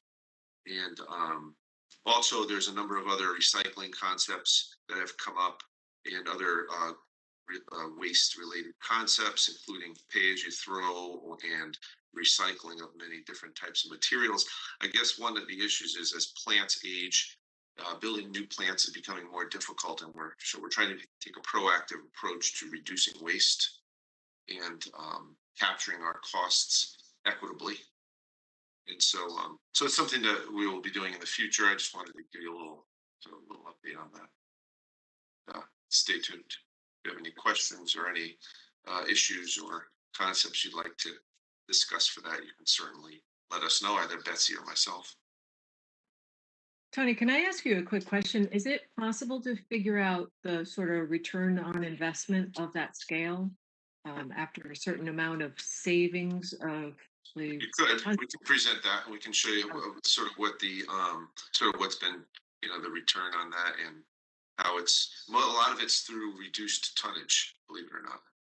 Yeah, which is a little unexpected, but we'll take it. Which is unexpected, right? Right. Yeah, that would be great to see. Thank you. Okay. I think that this is a bigger discussion because I know there's may be some further options the board could choose to do as far as cost saving goes at the transfer station. Right. And for whatever reason, I think we started to talk about it a year and a half ago, and then COVID hit, and we were just basically running for our lives, as it were, literally. So perhaps we could add it to another agenda item. Future agenda, right? Yeah. Either August or September, when and we could have a real drill down. You guys could listen to how it all works, and we've had some impact certainly with glass being very heavy. It's all thrown in there, and it's so perhaps glass is contaminating the recycling. Correct. It's been a big problem. So perhaps we could come up with if everyone's amenable to that, I respectfully request that we add it to as a full item on the agenda for a presentation, and perhaps ways we could come forward to. We don't want to hit the residents with more costs, but on the other hand, we're getting hit with more costs. So we'll see. So if that sounds good to everybody, we'll get it on the agenda in the next few months to talk about further and bring you up to speed on where we try to make some decisions going forward. Okay, thank you. Here we go. My favorite part, 6E. Do we have any other, Tiffany? No, I do not have any other. Thank you. Those of you who are on the board, that's my favorite part of the whole meeting. Always asking Tony, do you have another? Okay, thank you. Item 7 on the agenda is to receive the report from the Personnel Committee regarding a library position.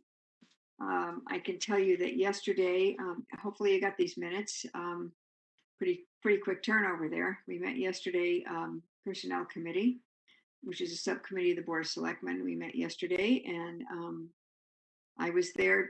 Dr. Lober was there, and Selectman Paul Kiriakos was there as well.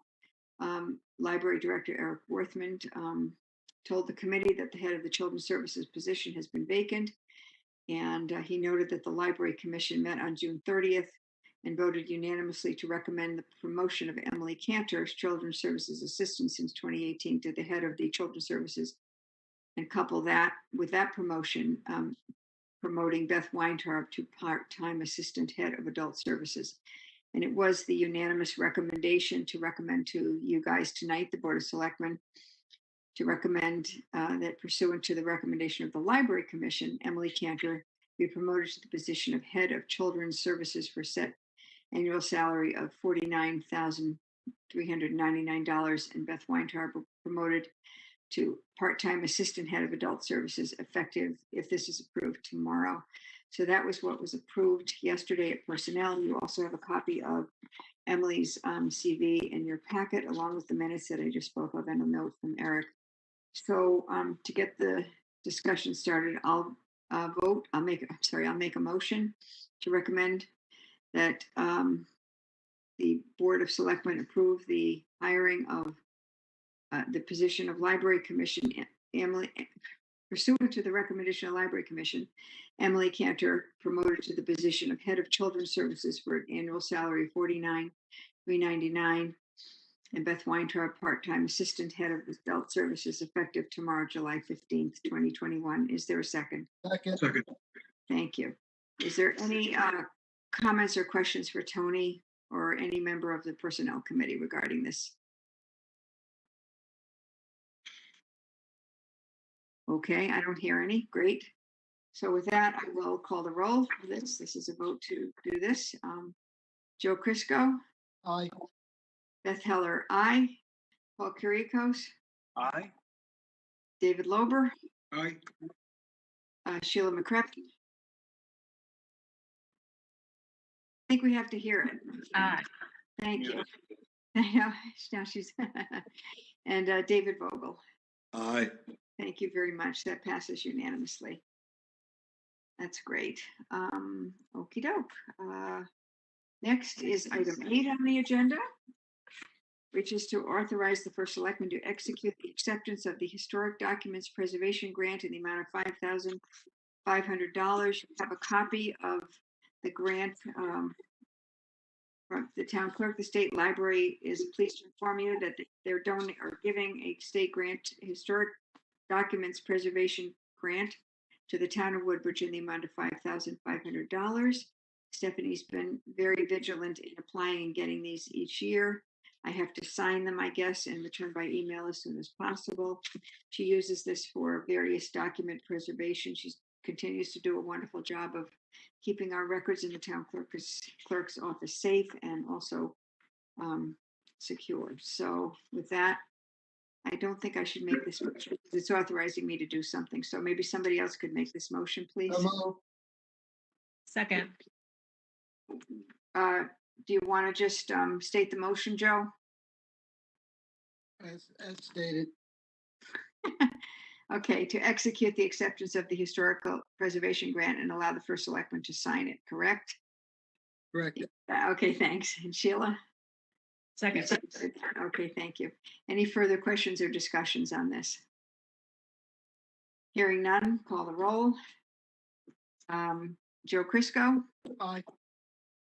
Beth Heller, aye. Paul Kuriakose? Aye.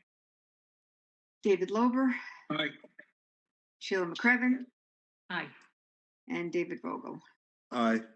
Thank you. That's wonderful.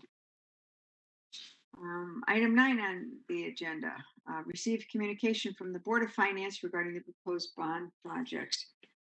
We sent this proposal to well, you must remember, you were on the Board of Finance at the time, a request to ask the Board of Finance to opine they received at their May 20th meeting. They voted unanimously to recommend to the Board of Selectmen to set a date for a town meeting for the approval of a bond issue of $4,307,000 for the following projects totaling $4,635,841. Former firehouse restoration, storage facility, senior center repairs and renovations, Beachy Road school roads, roofs, sidewalks, and Country Club of Woodbridge demolition. That would be of the clubhouse and other buildings over there. So that was the recommendation for the Board of Finance. If I remember at the meeting, Matt Giglietti made it very clear that he said it's time to let the voters decide. So that was that. And with that, we will move on to item 10. I can report to you this evening that we found out at 4:45 this evening that something came up for David Stein, and he is not able to attend this evening. So we have a couple of options. We can discuss this somewhat tonight, or we can perhaps schedule a special Board of Selectmen meeting where David Stein can be present. That would be my opinion, because even though we have to get this done, at least schedule something with this, because there's a couple of things that are time urgent. We have a steep grant for $128,500 for the senior center project, and we don't want to lose that. And we've been discussing this obviously for quite a while, so I feel as if at least it's time to let the voters decide. However we feel about it is independent. I still think we should send it out to the Board of Selectmen. I'm sorry, to the voters. So it's up to you guys if you want to begin to discuss this tonight or you just want to postpone it. David Stein, in the past, when Amy Morella was first selectman, there was always 2 board meetings scheduled, and the second one was the 4th Wednesday of the month to hold for any business that couldn't get done in the second Wednesday of the month. We haven't really used it very often, but I would propose, if you guys are amenable, to be available on, we all need another meeting like a hole in the head, but July 28th, which is Wednesday, Tony check with David Stein. He is available on the July 28th. I know it is short notice, and it's also we're at summertime where everybody's taking trips and vacations. If you would like to discuss it tonight, I think we could, or we could just wait and do the whole thing that night when David Stein is here to answer questions about the entire project. So I will ask you guys to let me know how you feel about this. Beth, is it also possible to put it on the agenda for August 11th, or did you not want it on? We could do that, except that I was hoping that we, at least because of the time constraints now with this grant and some of the other stuff that we've had for quite a while, I was hoping to make a decision at the August meeting to get this out, because if we are going to do a special town meeting and perhaps a referendum following the special town meeting, it's up to you guys to decide how you want to proceed. I think it's because it takes a while to get everything ready for a special town meeting and a referendum. So I see this not even happening until late September, early October. So with that, and because perhaps December, we might run up to some problems with this deep grant and other stuff, I think it's important to get this done as soon as possible. Just as a procedural matter, the once you decide which projects you would like to refer to a town meeting and for how much, we have to have our bond council draft specific authorizations that you have to actually vote on. So I need to take that. I mean, they're in draft form right now, but I have to take that information and then present it to bond council, and they'll finalize the bond authorization documents and language for the agenda and all the other items that are specific to this process. So sort of just to let you know about that. And then scheduling a special town meeting has its constraints.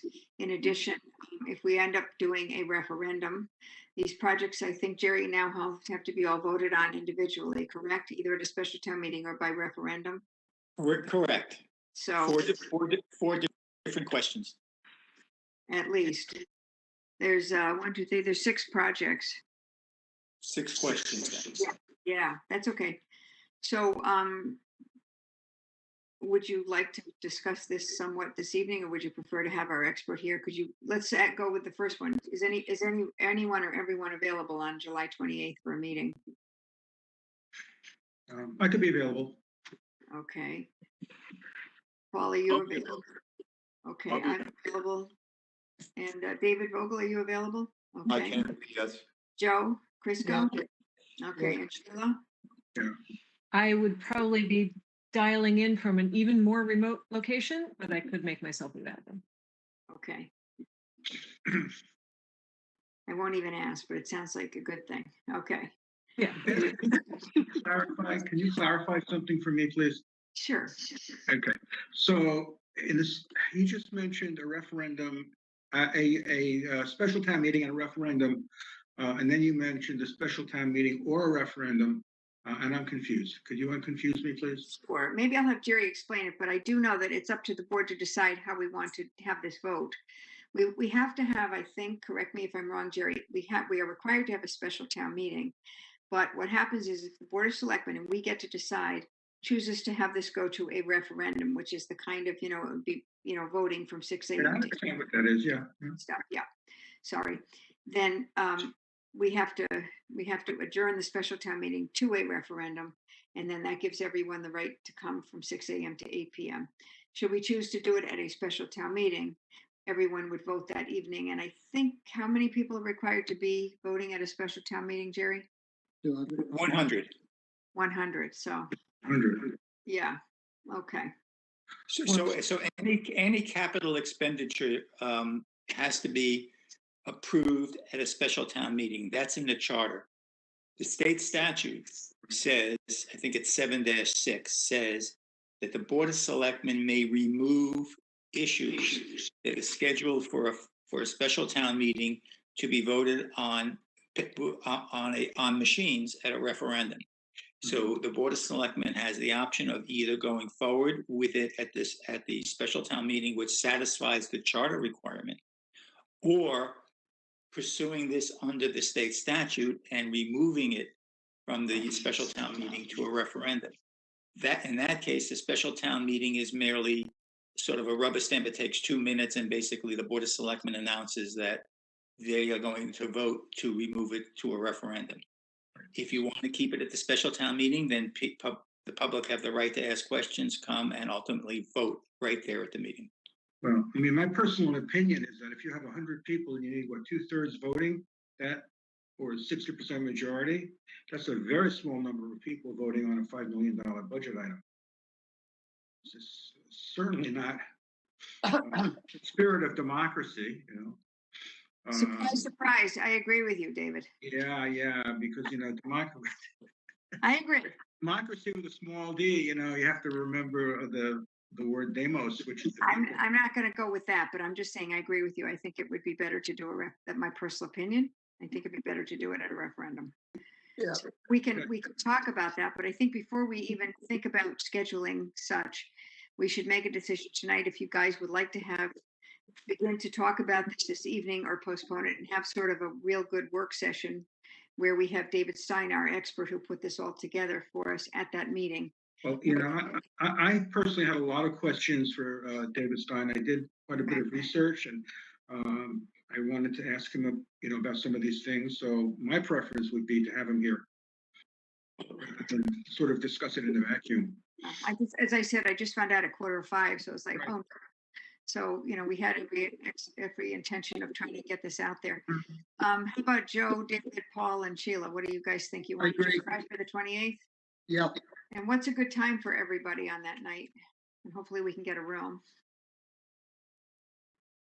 Regular time, you know. 5 o'clock or 6? Sheila, what's better for you since it sounds like you're in a remote location? I think 5 would be better. Everybody okay? It works for everyone else. Yeah. Okay. Yeah, I think 5 o'clock can work. David Vogel, I haven't heard from you. I'm good. I'll be Okay. there. I think it's better, so that I have it correct, the consensus is of this board that we not discuss this further this evening. We have a special meeting on July 28th at 5 p.m. where David Stein is available. Tony confirmed with him when he called me. I said, call him right back and see if he can do it. And then I guess in the future, please save the fourth Wednesday of the month for a possible Board of Selectmen meeting, just in case. It happens very rarely, but just keep that on your calendar. That helps us, you know, just kind of blank it out. Obviously, everybody has a life, but not anymore. Now you're in Selectmen. It's going to be a WebEx I just meeting? wanted to have, I was unclear on one thing, and I wanted to ask Jerry about this because, like you, Beth, I prefer that this go to a referendum because it just gives people really a real opportunity to vote instead of a small minority. But Jerry, does that mean we have to have a town meeting to say that we're not going to have a town meeting on the issue, that we're going to go to referendum, or can we just say we're going to have a referendum? No, you have to have, basically, it's a pro forma special town meeting because the charter requires a special town meeting. The state statute says you can take it out of the special meeting if you vote to take it out, but you do have to go ahead and schedule the special town meeting and just remove it from the agenda for that night.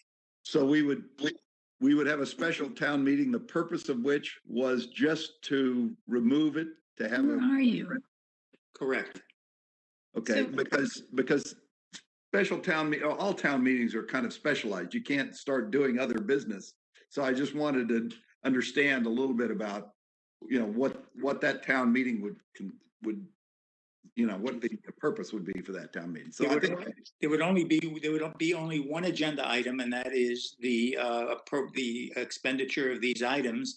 And then at that point, the Board of Selectmen, somebody makes a motion that we remove this from the meeting tonight and put it on a referendum and you set the date right there at that meeting for the referendum. Thank you. Jerry, I'm trying to remember the process we used for the Beecher Road referendum, and I think we went through exactly this process for the big renovation project. So we actually had a presentation that night, though, and we were able to answer questions so that people would be prepared to vote the 30 days later or whatever it was. And I want to believe that we had scheduled it right on the notice for the actual town meeting. The special town meeting was that this will be adjourned to a vote on whatever date. So we give more notice that way. So I think that's correct, Sheila. And yes, people could have the opportunity to speak about the issues at that special town meeting if they so desire. And get questions answered, correct? Yep. Okay. But we can set the date for the referendum, even though, correct, before we have the special town, or at the same time we can, because we want to give the registrars and everybody else opportunities to, but just adjourn to a referendum. So we also did this, Sheila, not only with the Beecher expenditure, but we did it when there was a referendum on selling approximately 17 acres for the development of some housing on the property, 54 age restricted units. I think this was a Toll Brother proposal. So we did the exact same Can't procedure. imagine why I forgot about that. Yep, we did that one. So it was Beecher Road and the Toll Brothers sale. That's exactly the way we did it. Okay. Yeah, I think Beecher Road was 2013. So, Yeah, and this was 2011. so Jerry, clarify something for me. We're gonna have this town meeting and we're gonna vote yay or nay on a referendum, or yay or nay on each item for the referendum. You're going to vote for the referendum for each item. You're going to say that each item will be decided by machine vote at a referendum to be held on a certain date. Okay. Thank you. Wait a minute. Who's voting on these at the special town meeting? Board of Selectmen will vote on the question. The only vote at the special town meeting, the vote only, if you want to have it on a referendum, the only vote at the special town meeting is to send this to a referendum. Okay, right. Is Got this it. only the board that votes on that, or is it the public that votes on that too? The board of Selectmen. Only the board, Yeah, okay. that's what I want to be clear about. Okay, Okay, great. so the public can have discussion, but then it's not gonna be voted by the public. Okay, Right. fair enough. And you tell the public in advance, you say, the board has decided to have this decided at a referendum, but you can, if you like, come up and speak about your position. Okay. Great. Thank you. Okay, so I think we're okay. Again, the consensus is we're going to meet on July 28th at 5 o'clock to go over this entire matter, and then we will at that point make a decision about referenda, or well, whatever you guys want to do at the next meeting. But we're going to have David Stein here and give us a presentation for sure. Okay, everybody okay with that? All right, thank you. I won't call it. I don't have to vote on that, right? No. We have a consensus. Yeah, you already did that. Okay. Okey doke. Let's see. Item 11 is the Assistant Administrative Officer's report. She's got something under Economic Development Commission and Survey Analysis. Betsy, thanks for being patient with us and welcome. Good evening. Before I get into the survey analysis, I have two quick updates for you all about the bike route. During the spring, I ran a crowdfunding campaign to create the town's first bike route. It will be a loop through the town center, connecting the high school, town center campus, Fitzgerald, Beecher Road School, the former country club, and Pease Place Playground. The bike racks have been installed already, and the remaining items should be here hopefully at the end of this month. That would be the solar-powered speed awareness signs and also the signs marking the route. So I am hopeful that by the end of next month, the project will be complete, and I will keep you all updated. I also wanted to give you a heads up about some upcoming events. The second concert in the live music in the business district series will be next Saturday, July 24th. A local dance studio, Simply Dance, will do a brief performance at 12:30, followed by a swing band. And the shops across the street at 245 Amity Road are offering sidewalk sales, and Swoon is also doing a lunchtime special. So this is all offered in coordination and thanks to a grant from UI, with the goal to bring more foot traffic into the business district and get more exposure for our local businesses. What was the time for that? The I'm time, sorry. the time for that. The concerts are at 1 p.m. and the opening act dance is at 12:30. Okay, thank you. Sure. Um, the second Saturday series that Beth mentioned earlier this month continues. Just last week, the Friends of the Library held their very popular book sale, and the next event will be in August with a Celebrate Art event that will include an art and craft supply swap, an open mic, a community art project, and local artists doing demonstrations of their craft. And the last event will be in September. It's a craft fair and makers market. So if you know anyone who is crafty, please encourage them to sign up to be a vendor. We will have a pizza food truck and the local coffee vendor, Cafe Rebelde, at both of the events, along with lawn games in the Grove. So it's a lot of free family fun. So onto the survey, as Beth mentioned. I'm going to share my screen. Is everyone seeing that? Yep. Great. So this winter and spring, the Economic Development Commission did a short consumer survey that was based on a much longer survey done in another state. And the EDC wanted this survey to be very short and brief and painless. So they took a lot of time winnowing down the questions to what they thought were the most important.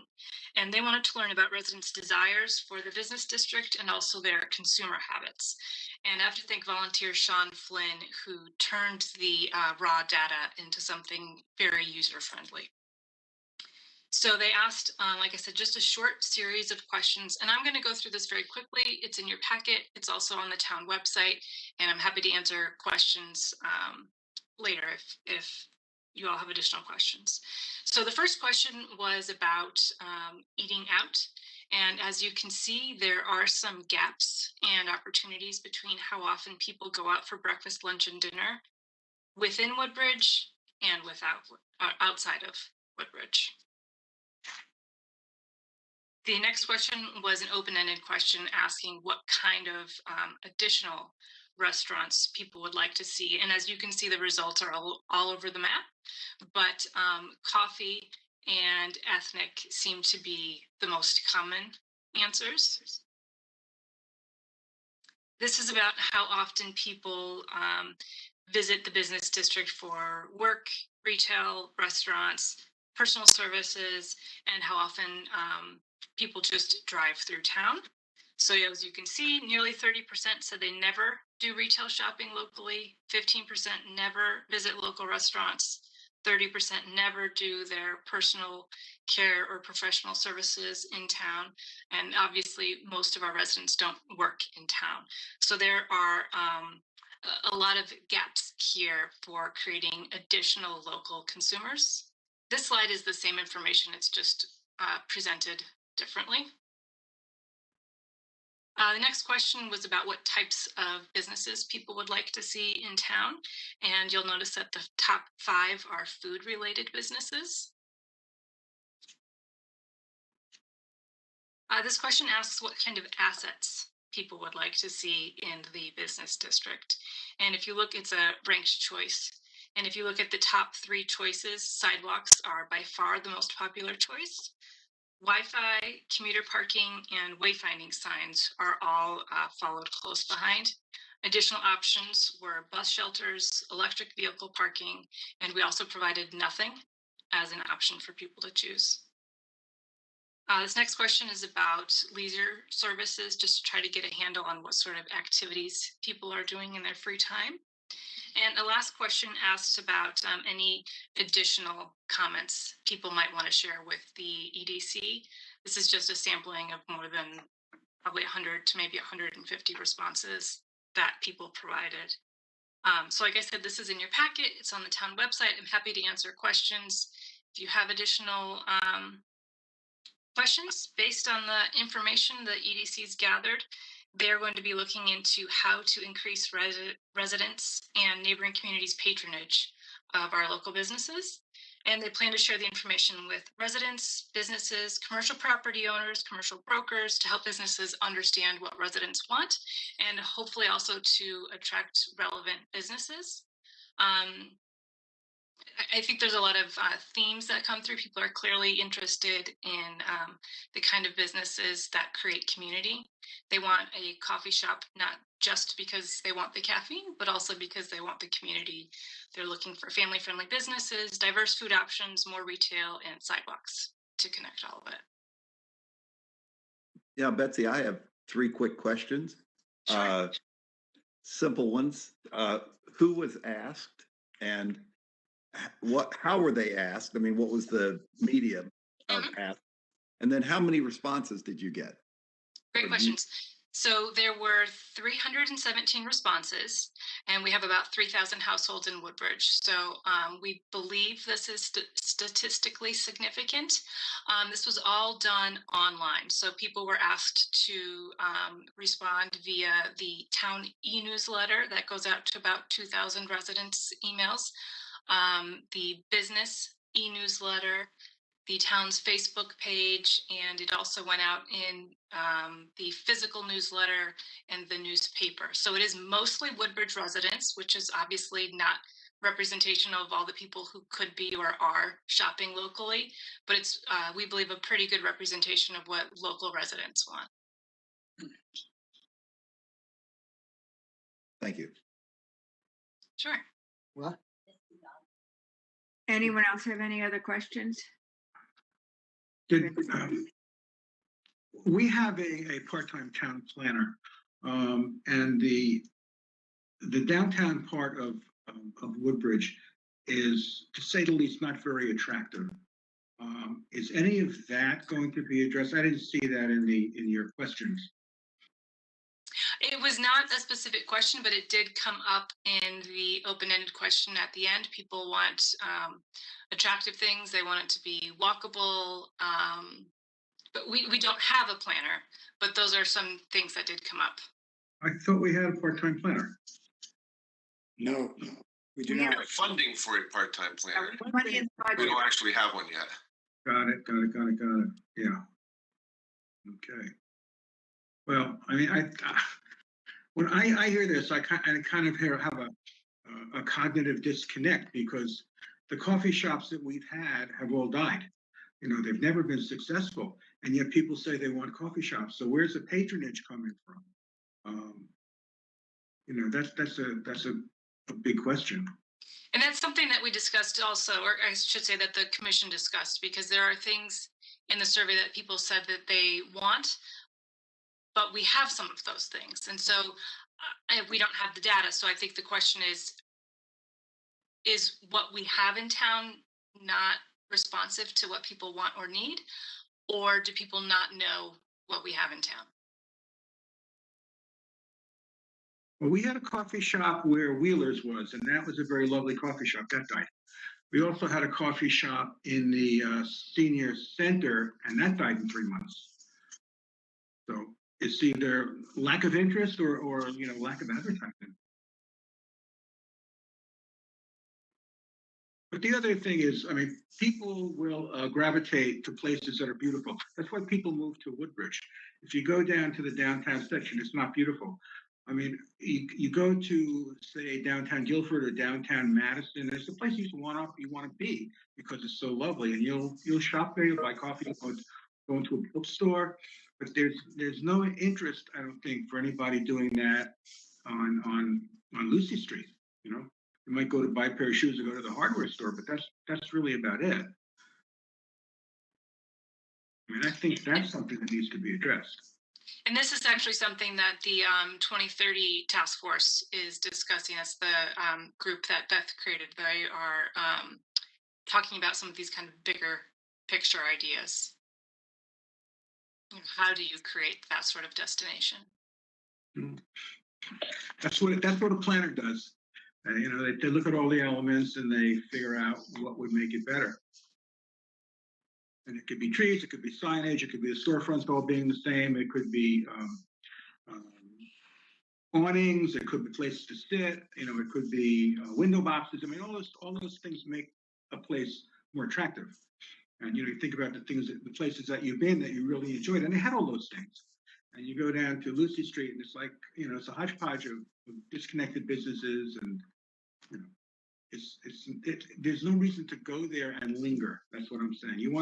If you want businesses to survive and thrive, you need to have an atmosphere where people will want to go there to linger, just to hang out. And as they hang out, they need something to do, so they'll shop.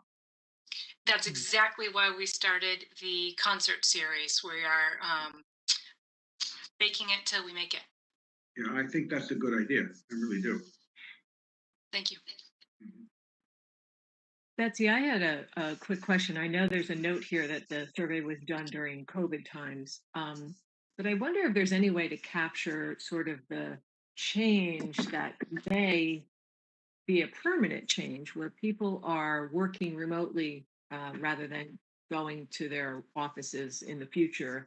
And maybe a couple of days a week they're going to be home, but they sort of miss making connections with people. And if there's any way to tell if there's a larger population of people who are in Woodbridge during the day because they're working from home and would like an opportunity to go to something that they might be able to grab something to eat, but also meet with their neighbor at a very brief time in the middle of the day.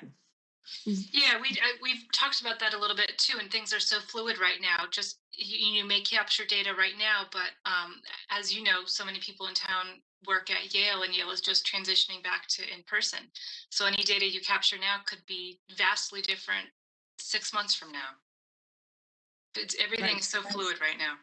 Maybe as companies make those decisions, we'll find that there's a larger population of professionals in town during lunch hours or something. Certainly possible. Yeah. Great. Thank you.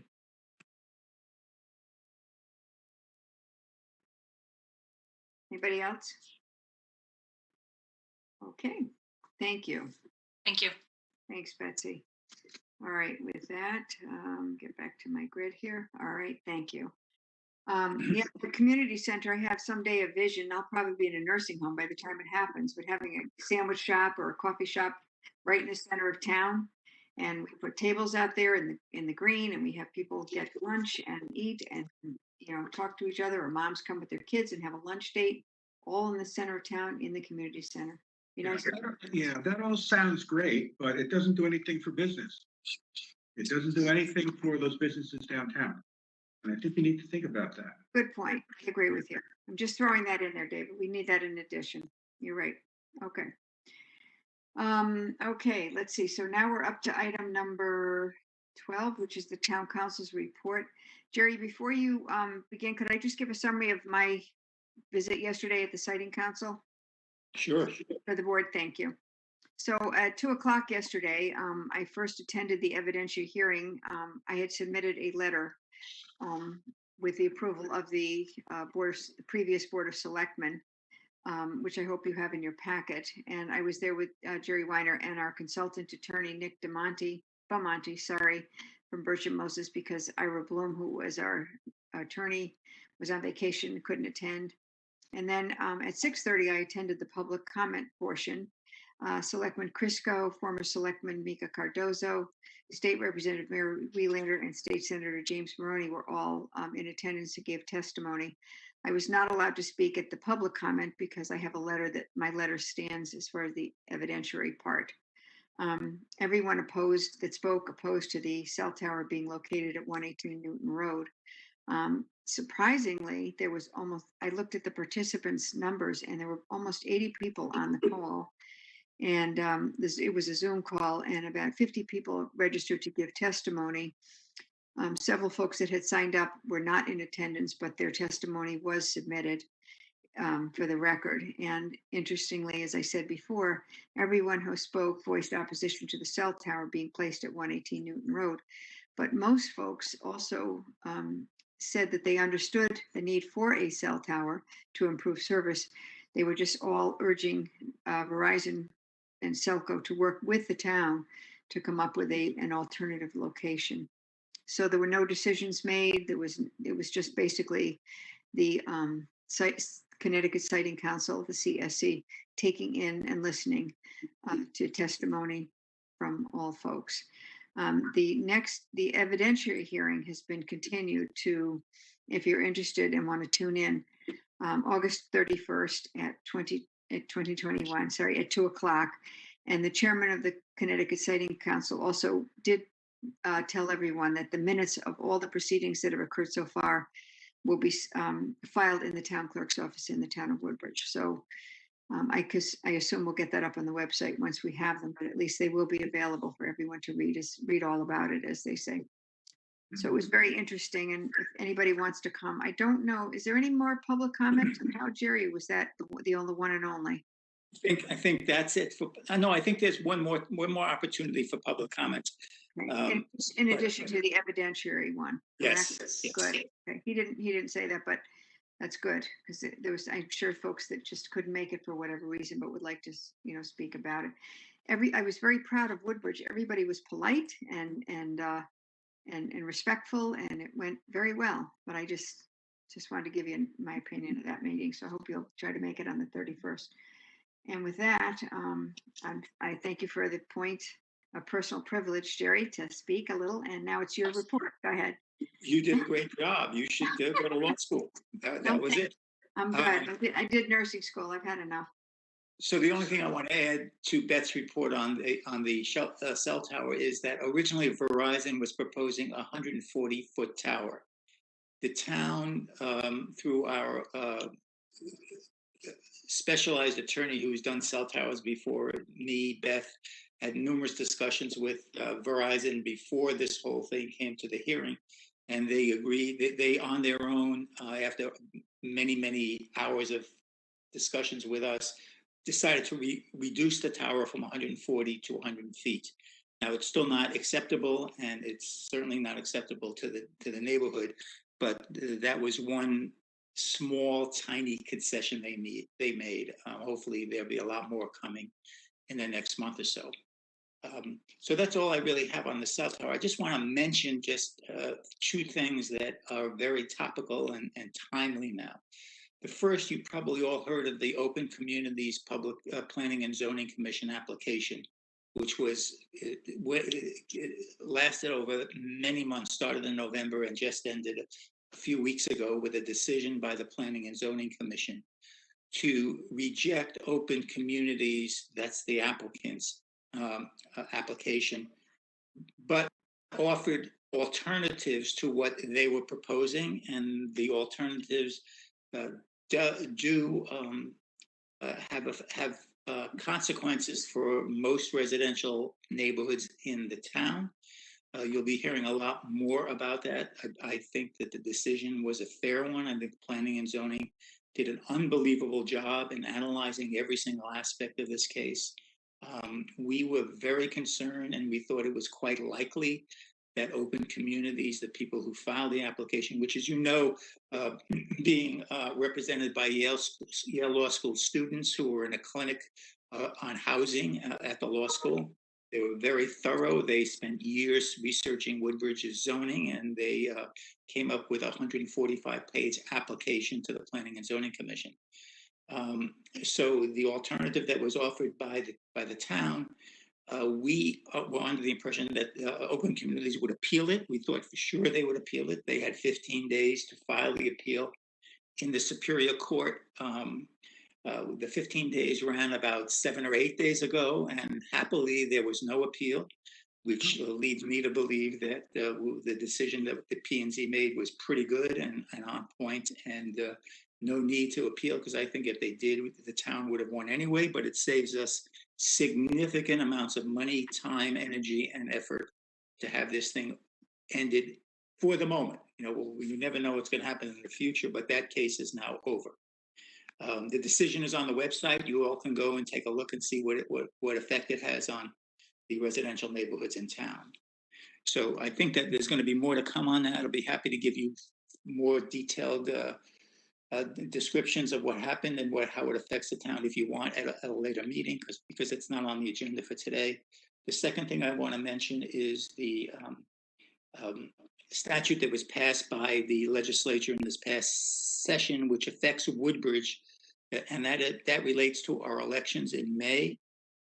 We might, I don't know if you know about it yet. It hasn't been much publicity, but the legislature passed a law that says all towns now have November elections as opposed to May, unless a town by a 3/4 vote of its legislative body, and the legislative body in Woodbridge is the Board of Selectmen, by a 3/4 vote want to keep the election in May or want to have May elections. So the law right now is that Woodbridge goes from May election to November election, which is the first time in the history of the town that will be in May, and it affects every town in the state. There were only approximately 7 towns that still had the May elections, with another 5 or 6 small boroughs scattered throughout the town. So it affects a small amount of communities, but Woodbridge is clearly, I think, actually is the largest, if not one of the largest, if not the largest community that this affects. So our election, as of the moment, is going to be held in November of 2020.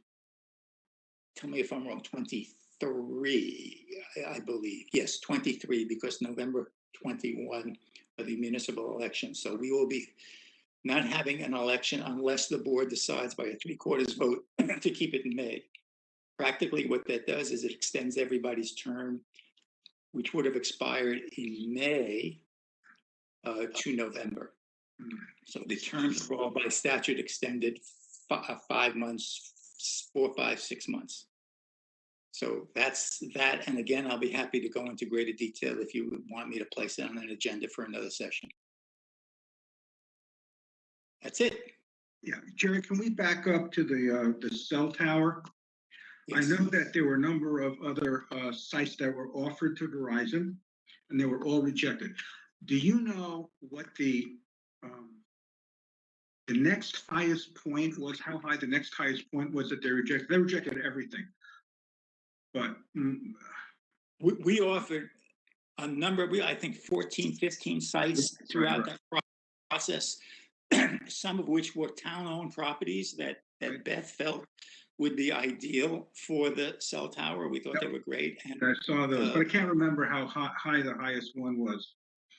They were, let me just try and remember, most, if not all, were slightly lower than what the present site is. That's the problem. That site is probably a little higher than most sites in Woodbridge. Right, but they're willing to drop their 140-foot tower 100 feet.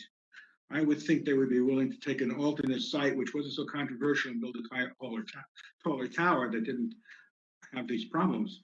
You're right. Well, that came up yesterday. Their expert testimony is that there are no other suitable sites that can give them the coverage that the current location will give them. And whether that's true or not, so we take that stuff with a grain of salt because it's coming from Verizon. The neighbors have hired their own consultant. Actually, it was the consultant that the town was using throughout these discussions. And the neighborhood said, can we now retain your consultant so we can use him going forward? And we gave them permission to do that. So their consultant is now probably analyzing everything that was said yesterday's meeting by Verizon's staff, trying to determine whether there's any validity to it and whether there's an opportunity to put it someplace else. Okay. Thank you. That's all I have. Okay. Any other questions for Jerry?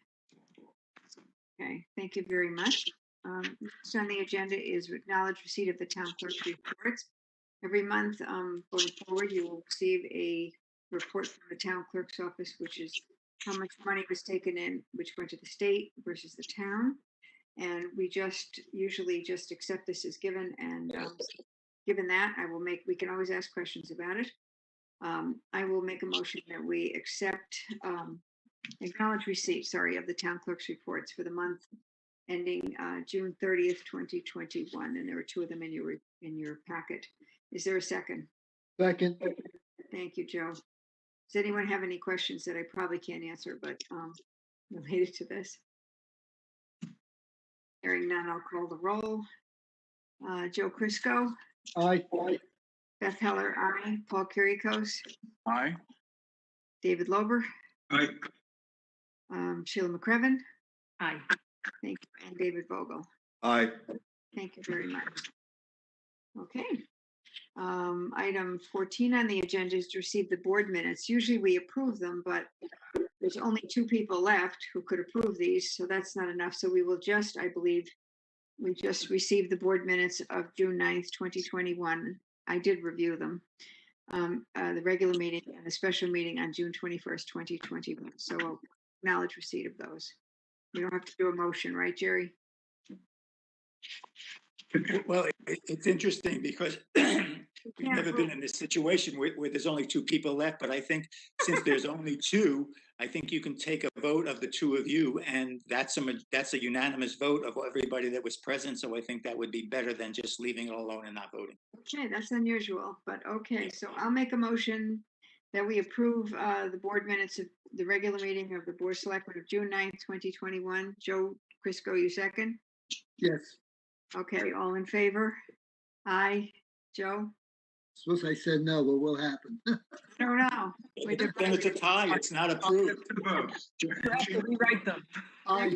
me here.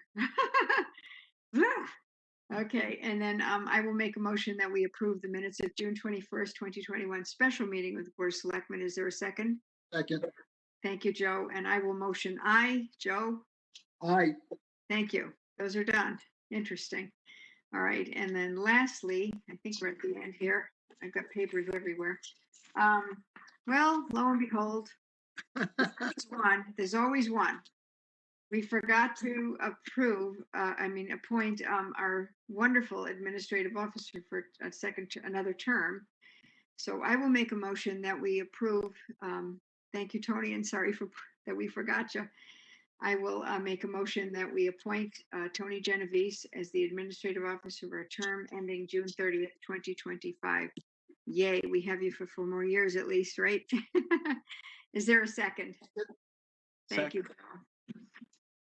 Okay, I will call, sorry, is there any discussion on that motion? Thank you. Hearing none. Joe Crisco? Aye. Beth Heller, aye. Paul Kuriakose? Aye. David Lober? Aye. Sheila McCrevin? Aye. David Vogel? Aye. Thank you. And with apologies, Tony. Thank you very much. I Like I appreciate it. said, there's always one. Okay. Beth, We Beth, have can a I other, just come in? I just want to let you know, hold on one sec. I just want to remind you guys, we have a couple of vacancies that we have to that we haven't filled yet. One of them, I think, was an alternate for town plan and zoning. I think Jerry Shaw. Yes, that's correct. Yeah, so think about that. We'll put it on the agenda for August. And there's also, we have continue to have a vacancy for GATFOC. So if anybody knows of anyone, please bring them forward. That would be great. So we'll put that on the agenda for the August meeting. And David, I'm sorry, go ahead, David Logan. I just wanted to comment and clarify on these minutes. I know you talked about the town meeting there and how ugly it was, and you specified, what happened if they would vote down the funding for the Board of Selectmen and for the first Selectman, and you rightfully outlined what would happen there. But I think the point was not to attack the Board of Selectmen or the first Selectman. I think it was to systematically go through the budget, vote down every item so that 10% of the budget could be voted down, so it would send the budget back to the Board of Finance. That was the intent of that. And you just happened to be the first one on the list. So don't take that personally. I wasn't the first. Can I say something? I wasn't the first one. It was the whole Board of Selectmen. Let me say. Item on the list. That Go, was Jerry. Go, Jerry. Let me say something. So our charter is really deficient. It doesn't have anything. There's no provision to send it back to the Board of Finance if it's more than 10%. There is no provision at all in our charter to do that. It's not like some towns that have a referendum. If the referendum turns down the budget, it goes to the Board of Finance, and the Board of Finance comes back with another number, goes to referendum. If it's turned down, goes back to the Board of Finance. Some of these towns take 4, 5, 6 months before they pass a budget, and they're in real trouble. Mm-hmm. We have no provision. The Board of Finance finished their work. They presented a budget to the town, and that was it. There is no provision for it to go back to the Board of Finance. If the town rejects more than 10% of the budget, then what happens to it? My understanding is it goes back, It goes to another, it might go to another special town meeting.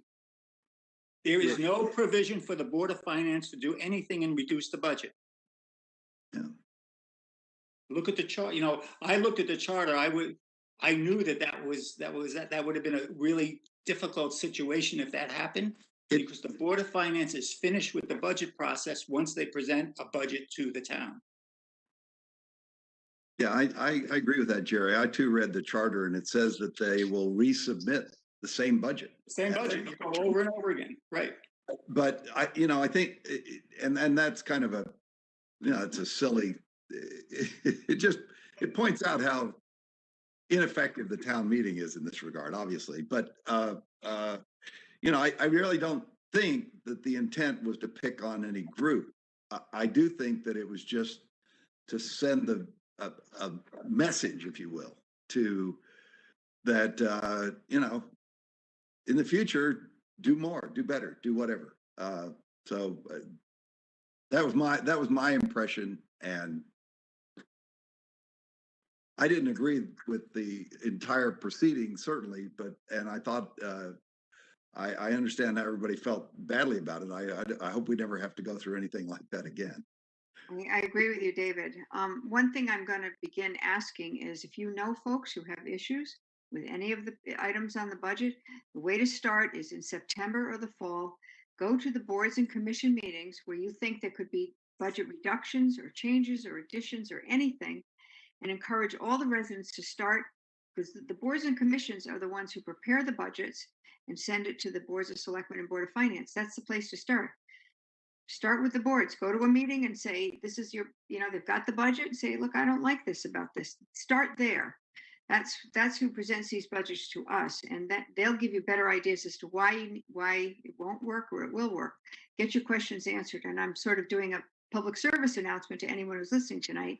Start early. Don't wait until May of next year to do this. So go ahead, Sheila. I just was wondering during the course of the meeting, and maybe we can get some clarification. And I know we've talked a little bit about the FOI requirements and having someone discuss that with us. But the issue of having discussion around items that are not actually on our agenda, and I know we had an example of an attempt to add to the agenda, and I think that certainly is FOI compliant. But the discussions that we've had a couple of times now in the meeting that are not truly to the agenda item, I wonder if we could get some advice from FOIA, legal, whatever it is, so that we make sure we're complying with transparency law as we proceed. We're all just getting started, and I know people want to bring subjects up, but can we find out what's the best way to bring subjects up so that the public knows that at the tail end of the meeting, there's some discussion, that sort of thing? That's a good point. You don't have to go to FOI. You really cannot discuss things that are not on the agenda unless there's a 2/3 vote to add something to the agenda. There's a whole different procedure for special meetings, but that's the rule. And we do deviate from it. And you're right that we should probably be a little bit more careful in making sure that we stick to the agenda to the T and the letter, and not deviate from what is on the agenda. So then I'd like to make a motion to adjourn, if it's in order. Right. Good.